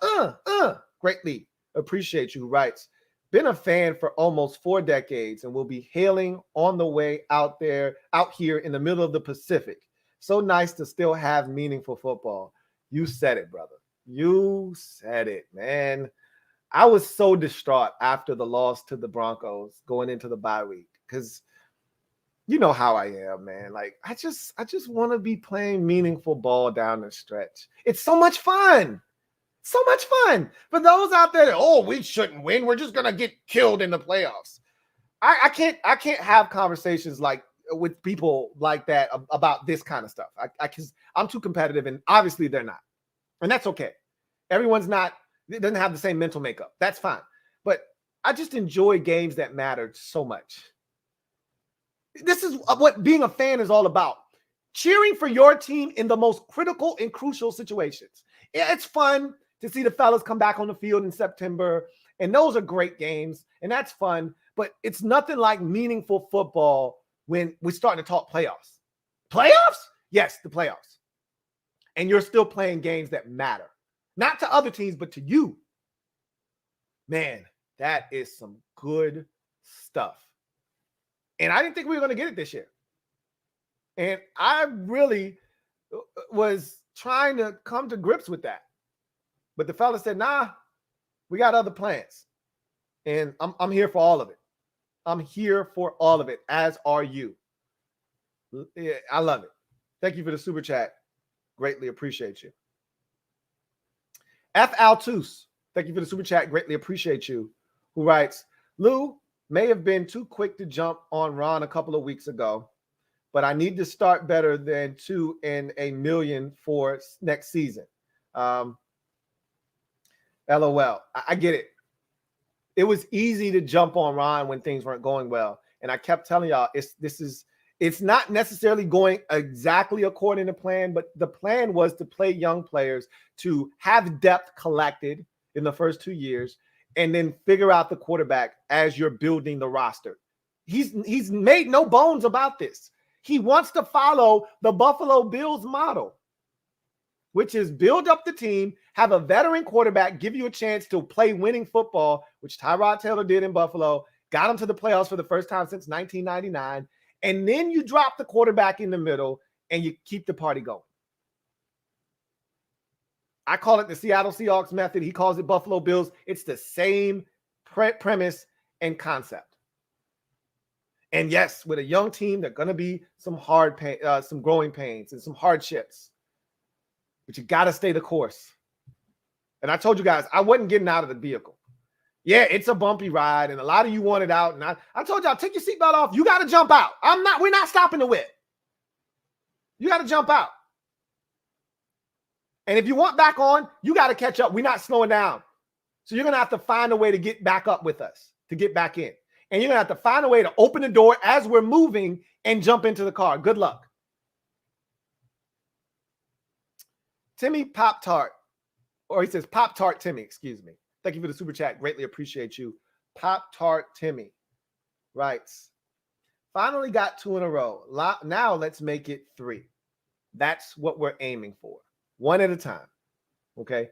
1 at a time. As Chauncey Davis said, 1 at a time. That's all we're looking to do. Enjoy this, and then 1 at a time. Then turn your attention to the next one.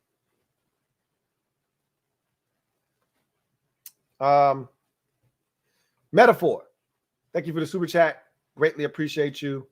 Who writes, Ultraman greater than Superman. Let's go. Hashtag TLH. I don't know about that, but I love the fact that Ultra. We're getting Heineke Ultra, man. And without it, it's tough. With it, we have a chance every single week.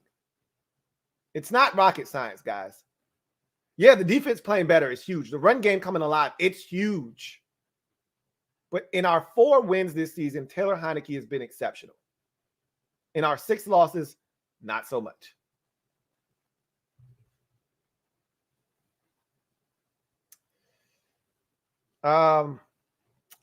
Metaphor, thank you for the super chat. Greatly appreciate you. My guy Metaphor writes, DM me, Lou. Got that Salvation Army address for you. I'm gonna hold on to mine. All right. You gave yours away. I'm gonna just tuck mine in, right? So hopefully I don't have to go back there anytime soon. But I always know that the black is always right around the corner. So I'm never confident enough to give mine away. But I appreciate you though.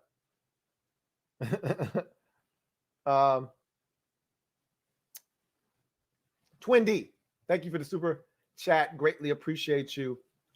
Double up. Thank you for doubling up, Twin D. Greatly appreciate you. Writes. LT says, do you know why I can send so many $10 super chats? I know where this is going. Oh, I know where this is going. You know what? You deserve to pour it on thick. He says, because I'm 8-2 in pick'em so far this week with all my other teams winning, going for 3 weeks in a row. The champ is here. I knew you were going down that road. And you deserve it. You've been exceptional this year. I thought it was a fluke early on. You got the juice right now. You got the juice. I wouldn't mind you spilling a little my way. You know what I'm saying? But you got the juice right now. So I totally appreciate you. You've been outstanding. Let's see if we got any more supers. Got one here from Chauncey Davis, the OG. Speaks. We listen. Thank you for the super chat. Who writes, Lou, let's give Jack Del Rio some love. Great game plan. Yes. I think that is in order because there were so many Jack bashers. Oh, has the game, passed Jack by? And I'm like, nah. I thought that there were some times earlier in the season where I thought Jack was a little too conservative. But you know what? Jack said, I got dogs up front, or at least he thought he had some dogs, some horses that he could ride and just rush forward. And they weren't hitting home. And, Jack said, eventually they're going to come. The sacks are going to come, and they're going to come in bunches. And he just refused to blitz. But all in all, I thought Jack had done some really good things. And a lot of you, every time something doesn't work, everybody always needs someone to blame. There has to be a scapegoat. Like, there can't just be, hey, the other team just out-executed us there. It's got to be, God damn it, William Jackson III, you stink. Got to be somebody's, Jack Del Rio is the worst. We have to get rid of him. How about they get paid too and they just made a hell of a play? It happens. I haven't heard any William Jackson III bash today. Didn't pick up a senseless 15-yard penalty today. Didn't have a pass interference. All right. Had a great breakup on the final drive of the game. I don't hear any William Jackson III bashing today. How about giving him some love when he plays well instead of every time he does something wrong, being so quick to bash him? Same thing with Jack Del Rio. That's why I'm glad you brought this up. Because when things go wrong, oh my God, Jack's the worst. Get him out of here. We got to get rid of all of these guys. They're too old. Games passed them by. No. How about guys go out and execute the game plan? And that's what you're seeing. A lot of these calls aren't that much different from the calls being made early in the season. We weren't blitzing a ton today. It's the same damn calls. They're just being executed better. That's it. So I love when guys are being given credit because you're so quick to blame them when things aren't going well. So I love hearing that from you, Chauncey. But you're the OG, so why would I think anything other than wisdom would come from you anyway? Thank you for the super chat, Chauncey Davis. Hunter Hodovic, thank you for the super chat. Greatly appreciate you. My guy, Hunter Hodovic, writes, Let's go, T. Let's go, Hunter. Man, oh man. I want some of that secret stuff Ron gave to this team during the bye week. Gibson is a beast, but starting to annoy me with a bit with these fumbles. Offense looked great and the D was clutch. Fun game. Love it. You know what I loved about this game is the offense did just enough, right? And the defense made it enough. You know what I mean? I felt like for too long, too often this season, the defense never made what the offense did enough. They always had to do more, right? You heard the stat today, right? Every game Washington has scored 25 or more points in, we've won. All the games we haven't, we've lost, which means that when we're scoring points, we're having to outscore the opposition to win. But of late, we're scoring enough points and the defense is making it enough. Right? So earlier in the season, the offense was Smokey. And Smokey's mom marches into his room and say, hey, I need a pack of cigarettes from the store. She gives Smokey a couple of dollars and he said, this ain't enough. And that was the offense earlier this season. You know, or the defense, excuse me, was the defense earlier. The offense would put up 27. You know, the offense would put up 24. And the defense would say, this ain't enough. And we had to go out and score another touchdown against Atlanta, against the Giants, kick a field goal. We had to do all of these things. Now, the offense is Smokey's mom. We go out, we get 27, and the defense wants to give it up, and the offense is like, make it enough. And the defense is like, all right, we got you. You've done your part. Now we'll do ours. And so I love the fact that we went and got the field goal. Made it 24-21. We didn't give up another field goal. We didn't give up a touchdown. We got the stop. Matt Rule rolled the dice. It was the right call. Needed to go for it there. He butchered the fourth quarter as well. Wasted a timeout. Didn't know what the hell he wanted to do. He was awful in winning time. We got the stop. We should have burnt off more clock with Gibby, standing bounds, but it happened. Pick your teammates up. I talk about this all the time. Pick your teammate up. Make the field goal, which Sly did. He's a Sly guy. Doo-doo, doo-doo-doo-doo. And then we get up by 6. Now they need a touchdown. They got no timeouts. You think Cam Newton? I said this to the mob. I said, the Hollywood ending stage has been set. Let's flip this damn script. Because that's what they want to do. On Sunday Night Football, they want to talk about Cam Newton taking his team down the field for the game-winning score. The stage has been set. Man, F that narrative. Flip the script. We coming out on top. Our guy gets the game ball and his return to Carolina. Not you. Flip the script. That's what we did. And the defense had to hold up not once, but twice. And they did it both times. Shout out to the defense. Shout out to Jack Del Rio. The unit is getting it done. This is what we thought they would be when the season started. We knew it was going to be tough. We saw Josh Allen and Justin Herbert and Patrick Mahomes and Tom Brady and Aaron Rodgers on the schedule. We knew it was going to be tough to start. But we expected these types of performances like we got last week against the Buccaneers, like we got this week against the Panthers. This is what we expected. Now we're getting it. It's going to give us a chance if the offense does the things that they've done the last 2 weeks. We're going to be in every ball game with a chance. That's all you can ask for. This was a fun game, Hunter. I agree. Loved it, loved it, loved it.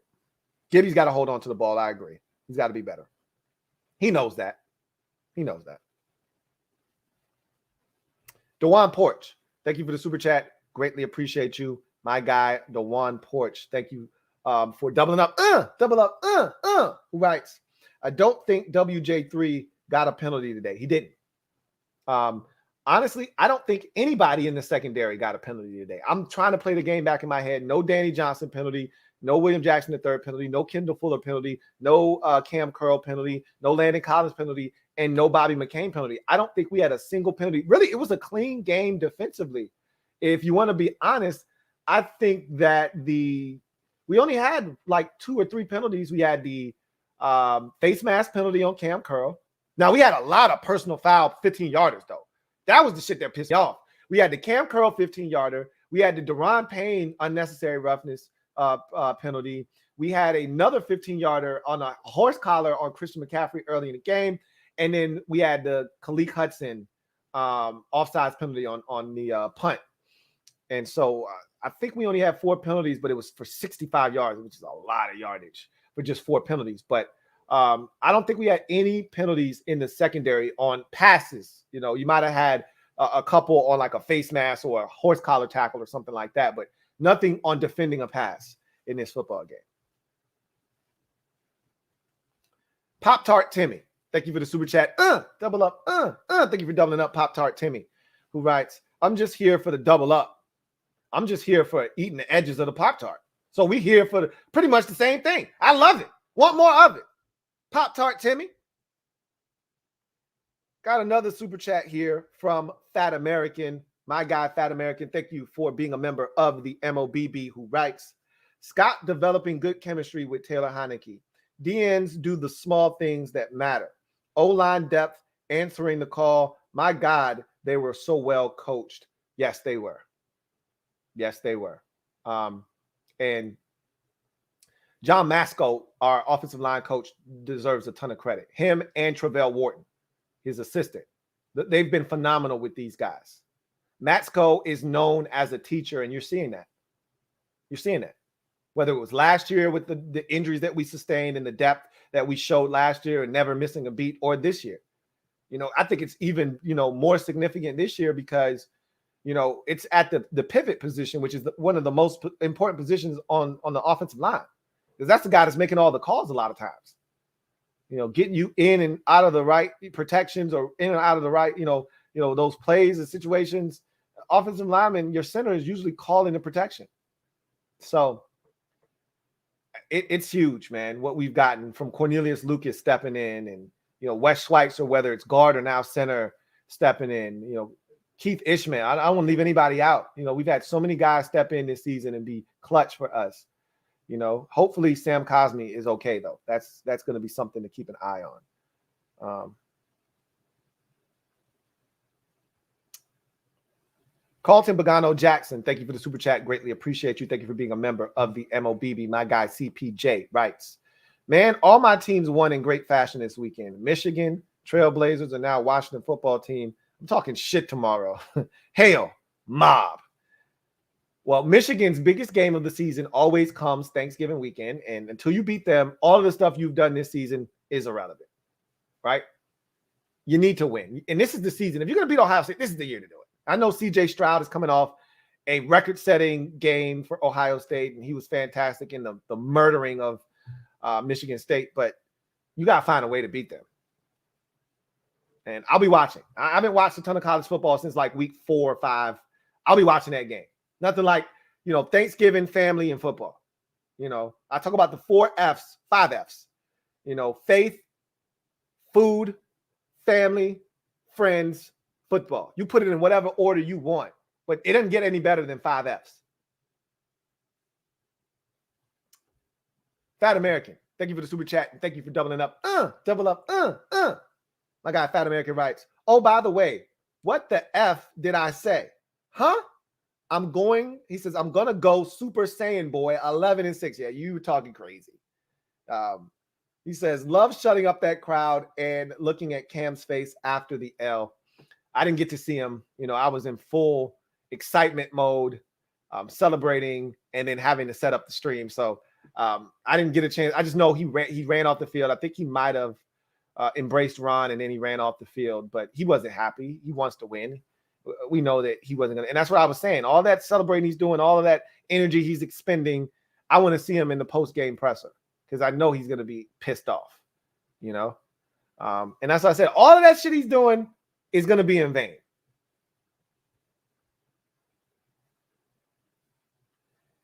Let's see. The boy, Debo Trucker 78. I think that's how that goes. The boy Trucker 78. Thank you for the super chat. Greatly appreciate you. The boy trucker 78 writes, "What's up, Lou? What's up?" He says, "I think we might have something real special in Taylor. There could very well be better quarterbacks out there, but he has that intangible that you can't just find anywhere. This team believes in him, and that's priceless." And I told you guys, that's a great point. The boy trucker 78. That they believe in Heineke. I told you that earlier in the season, that they believe in him.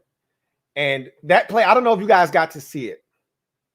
I always love the reactions of teammates when big plays happen.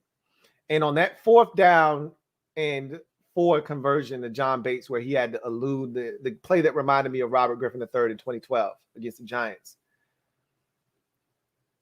Look at Bobby McCain in the background of that play.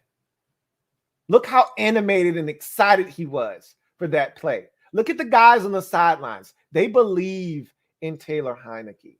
Heineke believes in himself. And I think the staff is starting to believe in him as well. And for those of you who want a quarterback, these developments aren't what you're looking for, because as his confidence grows, as the belief in him grows, as this team continues to believe and grow their confidence in him, he continues to show that these moments aren't too big for him. And the one thing everyone's always said about Taylor Heineke is he's a gamer. And you're seeing that every single week, with the plays that he makes, whether it's with his legs or that play to John Bates off the charts. That's a 10 out of 10. Level of difficulty, 10 out of 10. Had to have it, 10 out of 10. Moment in the game, 10 out of 10. It's 21-21. You don't convert that. The Panthers are taking over with field position and a chance to take the lead. Ron had balls of stone, but he trusts Heineke to find a way to get it done, and he did. I thought he was going to take a sack or throw it out. You better not throw this out of bounds. I know that much. And he found a way. There is something special with Taylor. Is it special enough to not draft a quarterback? Only time will tell, but that's the question you got to ask yourself. Do you build around Heineke? Or if you love one of these quarterbacks, you take one. I don't think Heineke's enough to stop you from drafting a quarterback. I'm adamant about that. But just because you draft a guy doesn't mean he has to play, right? I'm just saying, we'll see what happens. A lot of football left. This is a moot point and a dead conversation if Heineke then regurgitates over himself the next 4 out of 5 weeks and we're out of this thing. No one's having this conversation. He continues to do what he's done the last 2 weeks, and now the conversation becomes real.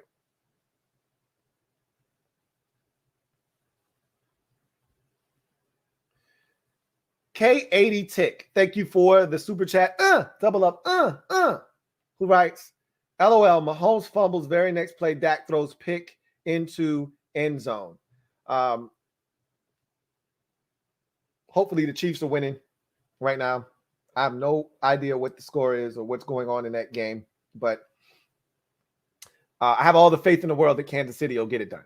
They're playing better. There's more confidence. I think they can beat Dallas, but we'll never see. I mean, only time will tell. We'll see is what I meant to say. Landry Baldwin, thank you for the super chat. Greatly appreciate you. Double up. I think this is double up, either triple up, one or the other for Landry, who writes, I called it. The read option run with Taylor. I was thinking about you. When that play happened, I thought of you. I said, damn it, Landry. Me and him talked about this. Landry brought it up in overtime that you felt like we should run more read option with Taylor because he's athletic enough. And I think somebody, either it was you or somebody, piggybacked off that and said, look, we don't have to do it a ton, but just once or twice a game to give the defense something to think about. And when it happened, I said, look at that. Look at Landry knowing something. And I agreed with you wholeheartedly. Like, he's athletic enough that the defense, because we don't give it, he didn't keep it. He just gives it on those gun runs. They're not even respecting him as a runner. So at some point, you stick it in there, you pull it out, get a blocker out in front, which we did on that play. That's an easy 10 piece. And I think we got 11 or 12 on it, or even more. And then he slid down in bounds. So I loved it. I loved it, Landry. And you did call it. Good call, man. And I think there needs to be one or two of those every week. Something just to keep that edge honest on the backside of those runs so he can't come crashing down making a play from behind. Oh, you want to do that? I'm going to pull it out and I'm going to take off. That'll teach you a lesson. Or as a wise man once said, that'll cool your ass off. Robert Mitchell, thank you for the super chat. Greatly appreciate you. My guy, Robert, writes, Lou, is Ron's plan changing the culture? It's feeling good right now. That was the first part. Like this, Ron's plan goes in phases. Phase one was we got to change the culture. There's no winning with a toxic culture, with an environment, with players like Darius Geis, for instance, or Dwayne Haskins, guys that just don't get it. You can't win with guys like that on your team.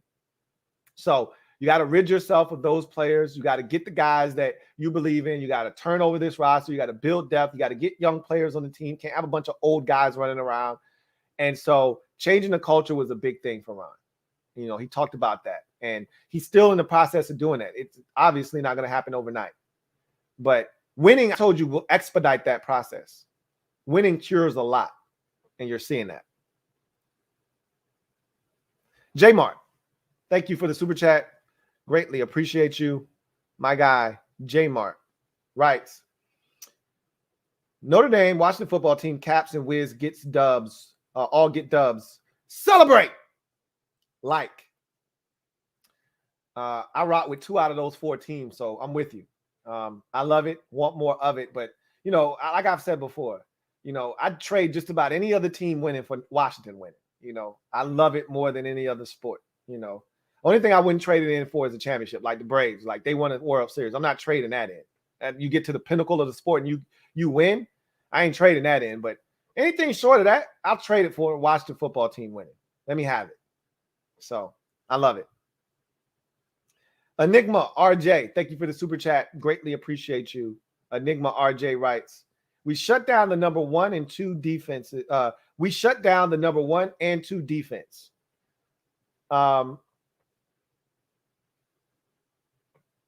I just know that we went out and we executed against good defenses. The Buccaneers, I don't think, are the number 1 defense in the league. And the Panthers were the number 2 defense coming in to today's action. But I didn't look at them as the number 2 defense in the league. I looked at them as a really good unit that can do some things. But I've seen them struggle this season. Now, granted, they've gotten some parts back that make them a different defense. I thought that they were going to take Stephon Gilmore and shadow him all day with Terry. They made a mistake by allowing Terry to get his hands and sink his teeth into Dante Jackson. I was like, I welcome that matchup. We'll eat Dante Jackson's ass for breakfast, lunch, and dinner if that's what you want to do. And then you started to see a little bit later on in the game, Gilmore getting a little bit more work with Terry. I thought they would have done that from the jump, but that's nor here nor there. The bottom line is we went after Dante Jackson. I mean, Cam Sims scored the touchdown on the slant on him. Like we felt like, I think it was him. I may be wrong, but we felt like we could take advantage of some of their guys in the secondary. We weren't afraid of them. If we could protect, I told you, if we could protect, we would have an opportunity, similar to what I said against Tampa Bay last week. We could protect, we could have an opportunity. I thought there were opportunities for us to make some plays, and we did that.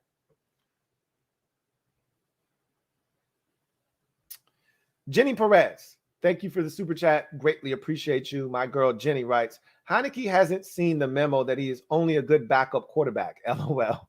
Good game. Let's do this again. Feels good. Feels good. Love your show, Lou. Thank you, Jenny. It does feel good. Feels good. Feels good. And I think my guy Redskins Review said the same thing last week, Jenny, where he said Heineke didn't get the memo. I guess he forgot that he's just a backup in this league.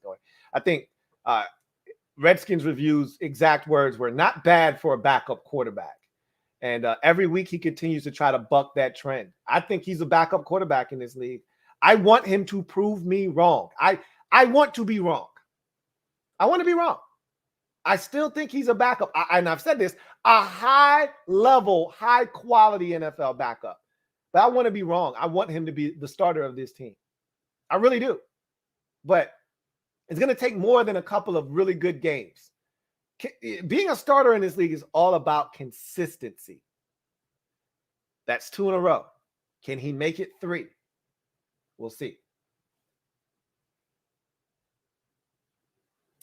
Michael White, thank you for the super chat. Greatly appreciate you. Michael White. I think this is a double up. Might be a triple up for you, but just in case. Double up. I don't think this is a triple up, but just in case it's a double up. It says hard to get Taylor out that QB spot if he leads us to the postseason. Oh, he'll be starting if we go to the postseason with him. Understand, especially after starting the season off 2-6. If he some way gets us to 9 wins and that's enough to get in, what? To finish up the season winning 7 out of your final 10? What? Yeah, no way. Yeah, like even if we don't make the playoffs and we finish 9-7, Heineke is probably your starter next year. That doesn't mean it precludes us from drafting a quarterback. But what it means is no matter who we draft, Heineke's going to still be your starter going into next year. That's what I believe. I could be wrong on that and off base there as well. But I think if you can get to 9 in this NFC, climate, I think you got a really good chance. And I love the fact that our wins, and I've talked about this already, they're coming against NFC opponents. A lot of our losses this season have come against AFC opponents. We lost to the Chargers. We lost to the Broncos. We lost to the Chiefs. Okay.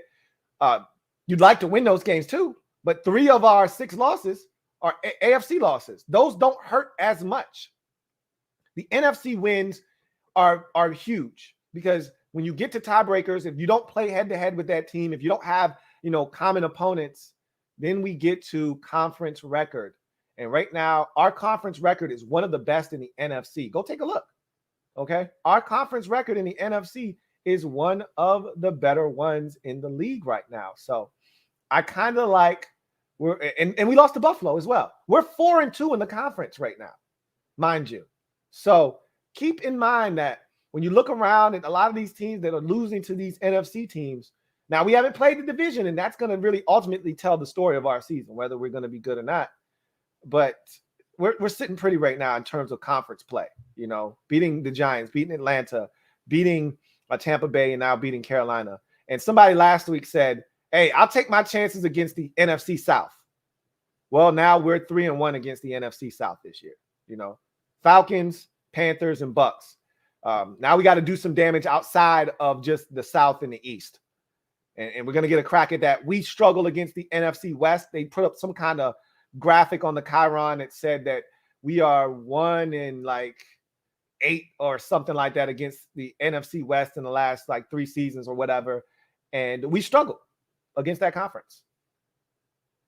I've said this the last 2 weeks. I'll say it again. Change the narrative. Change the narrative. See what we got. Metaphor, thank you for the super chat. Greatly appreciate you. My guy Metaphor writes, let's stay under the radar with media disrespect each week. There's only so much disrespect they can hand out when you're winning. Eventually, the disrespect is going to turn into admiration, and then you're going to get all the people that were riding this team's coattails before the season coming out of the woodworks. I talked about this team before the season. I thought they would be better defensively. Here comes this defense. Look out for the Washington football team. That's coming if we continue to win. 2 in a row doesn't get you that. It's cute. You're 4-6. You're still under 500. You're not going to get any respect yet. And I'm not looking for it. Keep the disrespect coming. But eventually you win enough games in a row, people start talking about you. It happened last year. It's going to happen this year if we continue to win. Got a tough one on Monday night against the Seahawks. We'll see what happens then. But I don't mind the disrespect. At some point, you can't be under the radar, and you can't always want to be under the radar. At some point, and this is what Ron talked about with maturity. At some point, when people expect things of you, you got to go out and deliver. That's why the Ravens and the Packers and the Chiefs and these teams that make the playoffs every year are so impressive, because we just take it for granted as football fans. Oh, they got Aaron Rodgers. Oh, they got Lamar Jackson. Oh, they got Russell Wilson. It's hard to win year after year after year in this league when teams expect you to be good and you're getting their best punch because you're a measuring stick. We've got to start embracing success and being able to handle that. We haven't done a good job of that, but I'll take whatever disrespect is coming. I'll take flying under the radar for now, but eventually we've got to get to a point where we're expected to be good and we live up to the hype.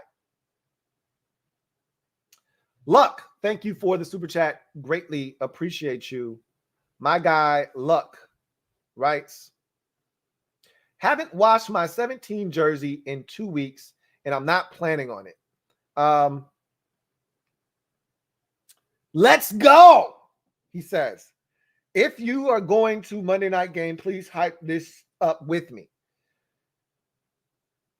I am not going, but I'm going to hype it up for sure, because I think with what has happened over the last couple of weeks, I think the fan base is starting to believe again. And so we'll see if that is enough to bring people out of their homes. It'll be Thanksgiving weekend. It'll be the capper of Thanksgiving weekend. It'll be interesting to see if people are willing to come out of their houses or not for this football game. We will see. Keena, 30212. Thank you for the super chat. Greatly appreciate you. Who writes, what's up, Lou? What's up, Keena? 3020, 20.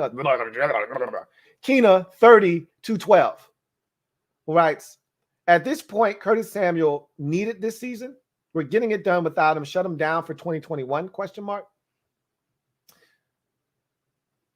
You want as many good players as you can get, all hands on deck. So I've been an advocate of shutting him down for a while now, but they know better than I as to how close he is. Obviously, he practiced on Friday, and on a limited basis, he was able to take the field for pregame warmups today. That's a good sign. You reevaluate him tomorrow, see how he feels. And the hope is you get a full week of practice in with him. Wednesday, even if it's all LPs, Wednesday, Thursday, Friday, if there are no setbacks, you play him on Monday, right? And this will be a little bit of a different week because we're playing on a Monday, so you get that extra day. But I don't think at this point, if you think he's close, there's no reason to shut him down, But we'll see what happens. We'll see what happens. Anyway, got another super chat. This one is from Luck. Thank you for the super chat. Greatly appreciate you, Luck. Double up. Thank you for doubling up, Luck. Who writes, double up with 3 cold, freezing cold, cold-blooded emojis. I love it. Want more of it. That's a big win, man. I enjoyed that thoroughly. We needed it. That's a team that we're going up against for a wild card spot. And, I don't want to concede anything because we feel like, we know one wild card spot is spoken for sure. That's with the loser of the NFC West. But after that, 49ers are playing good ball right now. They're feeling good. They've got a very doable schedule. They look good today. There are other teams that you feel like, okay, they're going to make a run at this thing. The Eagles, again, we played them twice, so I'm not really too concerned with what they're doing right now. We'll have the last say as to what happens with them. They got, just like we got a lot of family business, because the schedule makers made it this way. Everybody in the division is going to get busy in the division late. Some more than others. No one's going to be more busy than us. But if I'm not mistaken, the Eagles have 4 out of their final 5 against divisional opponents. You know what I'm saying? Dallas is going to play 3 out of their final 5, I think, against divisional opponents. Obviously, we got them twice, and then their last game of the season is against a divisional opponent. So 3 out of their final 5 might be against divisional opponents. I'm trying to think. They've only played the Giants once. They've only played the Eagles once. So, hell, Dallas may have, 4 out of their final 5 against divisional opponents. So, at the end of the day, shit's going to get decided as we get closer to the end of the season, and we'll have an opportunity to control some of this ourselves. The only thing we can worry about right now is just winning. We can't worry about what Minnesota's doing or what San Francisco's doing or what the Eagles are doing. We can't worry about any of that because we can't control that. You keep hearing control what you can control. I love that mantra and motto because it's true. All we can do is worry about us. Keep stacking up the wins like bricks. Put them in the left-hand column And we'll sort them out at the end. And if we got enough, we'll go. If not, we'll say we got off to a slow start and it cost us, but we'll get them next year. But I like the direction we're trending in. All we can do is take care of what we can take care of, and I like what we're doing. So we'll see what happens.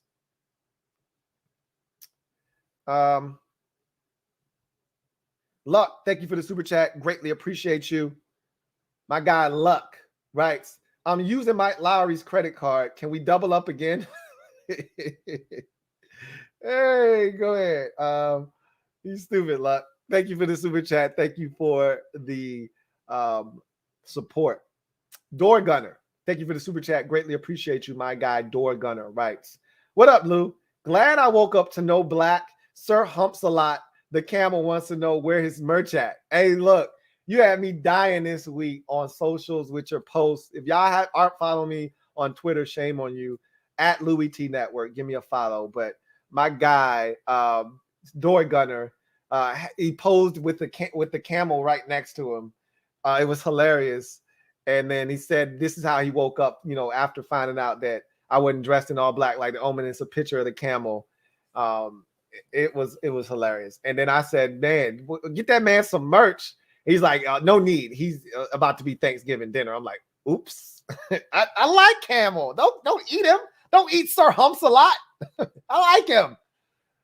Anyway, I digress. It was fun. Door Gunner always keeps me laughing. I really do appreciate it. Thank you for the super chat.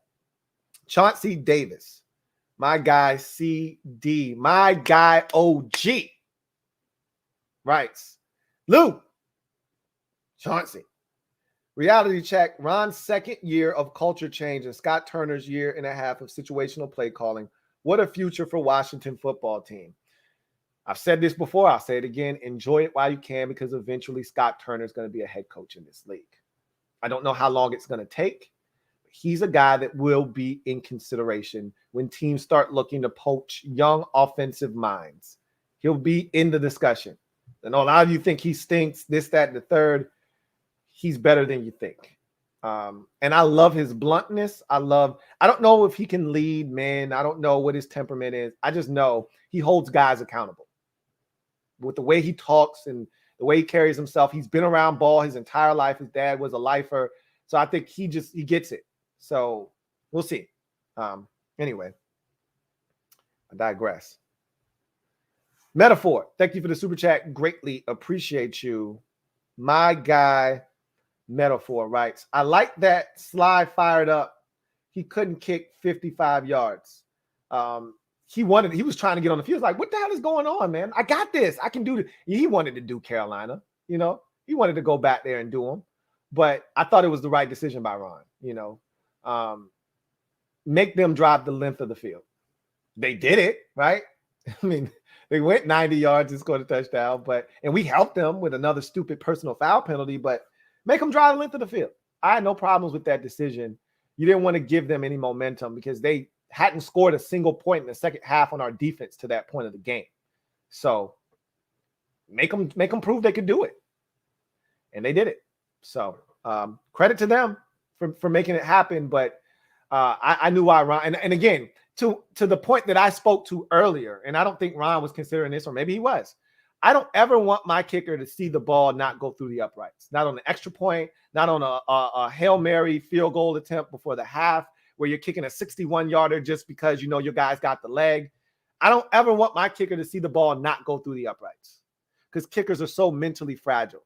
All it takes is one kick. Now they overcompensate for what they did on the last kick, or their mechanics break down because of what they did on the last kick. No. He's been flawless here in Washington. Let's keep that going. I don't want to send him out there. Now, if it was 54 yards, no, send Joey Sly out there for that. But it was 56. It would have been a 56, 57-yarder. No, I'm good. I'm going to pass on that. But he wanted to kick it. That's for sure. Anyway, that's going to do it for me, your man, Louie Tee, here on what was a fantastic weekend of football. Washington football team gets it done again for the second straight week in a row. We did it again. 27-20, or excuse me, 27-21. I got the score wrong on graphic there. 27-21 over the Carolina Panthers. This was not a 7-point victory, but rather a 6-point victory. What happened was, just a quick story. I put it at 25-20 because that was my prediction. And I never changed the 20 on the Carolina side. Instead of 20, it's supposed to be 21. Washington gets the 27-21 victory. Total team effort, special teams, phenomenal. Defense, huge, especially in the second half when it had to be. And the offense did what they had to do in the most critical situations of this game, including Heineke with a huge 4th down conversion to John Bates. That's going to do it for me, your man, Louie T. I am a Washington fan, etched in burgundy and gold. My Washington spirit will never die. Washington spirit will never fold. Until we meet again, hail to our beloved Washington football team. That's 2 in a row. Feels good, feels good. Now we'll look to make it 3, but enjoy this win. Again, these aren't guaranteed, right? Enjoy this one. Enjoy tonight. Enjoy tomorrow. Start to turn your attention, but you don't have to turn your attention until Wednesday, Thursday, because we play on Monday. So really enjoy this one. Savor it. And then we'll turn our attention to Seattle next week. Just put this little bug in your ear. I'm on my bye week next week. My bye week starts on Thursday. So you'll get content from me all the way up until Wednesday. And then you won't get anything else from me until Monday night overtime, when I'll be home back in the office to break down the Monday night game. But the live Washington Football Nightly Show will be Tuesday instead of Wednesday, because I got to cook. I got to get in the kitchen and start whipping up some vegan crack, right? So I gotta cut my day short. So the live stream will be Tuesday night instead of Wednesday night. And you'll hear this from me throughout the course of the week, so you'll know what is going on. But in any event, that felt so good. It feels good. Yeah, it feels good. I'll see you guys for Sunday night football overtime. Maybe Monday night because the Giants play. Either way, if not, I'll see you for Washington football nightly tomorrow night, or the Louie Tee Network podcast, whichever comes first. In any event, this was awesome. Like my girl Condo P says, on the way out, if you haven't subbed up, sub up. If you haven't hit the notification bell, hit the notification bell. If you haven't hit the like button, hit the like button. Truly appreciate you all. With that said, we're getting out of here. You guys, have a good one. We did it again. That's 2 in a row for the good guys. Now, we're looking to be greedy and make it 3. You guys take care. Celebrate. We inching close to the 500. Louie Tee.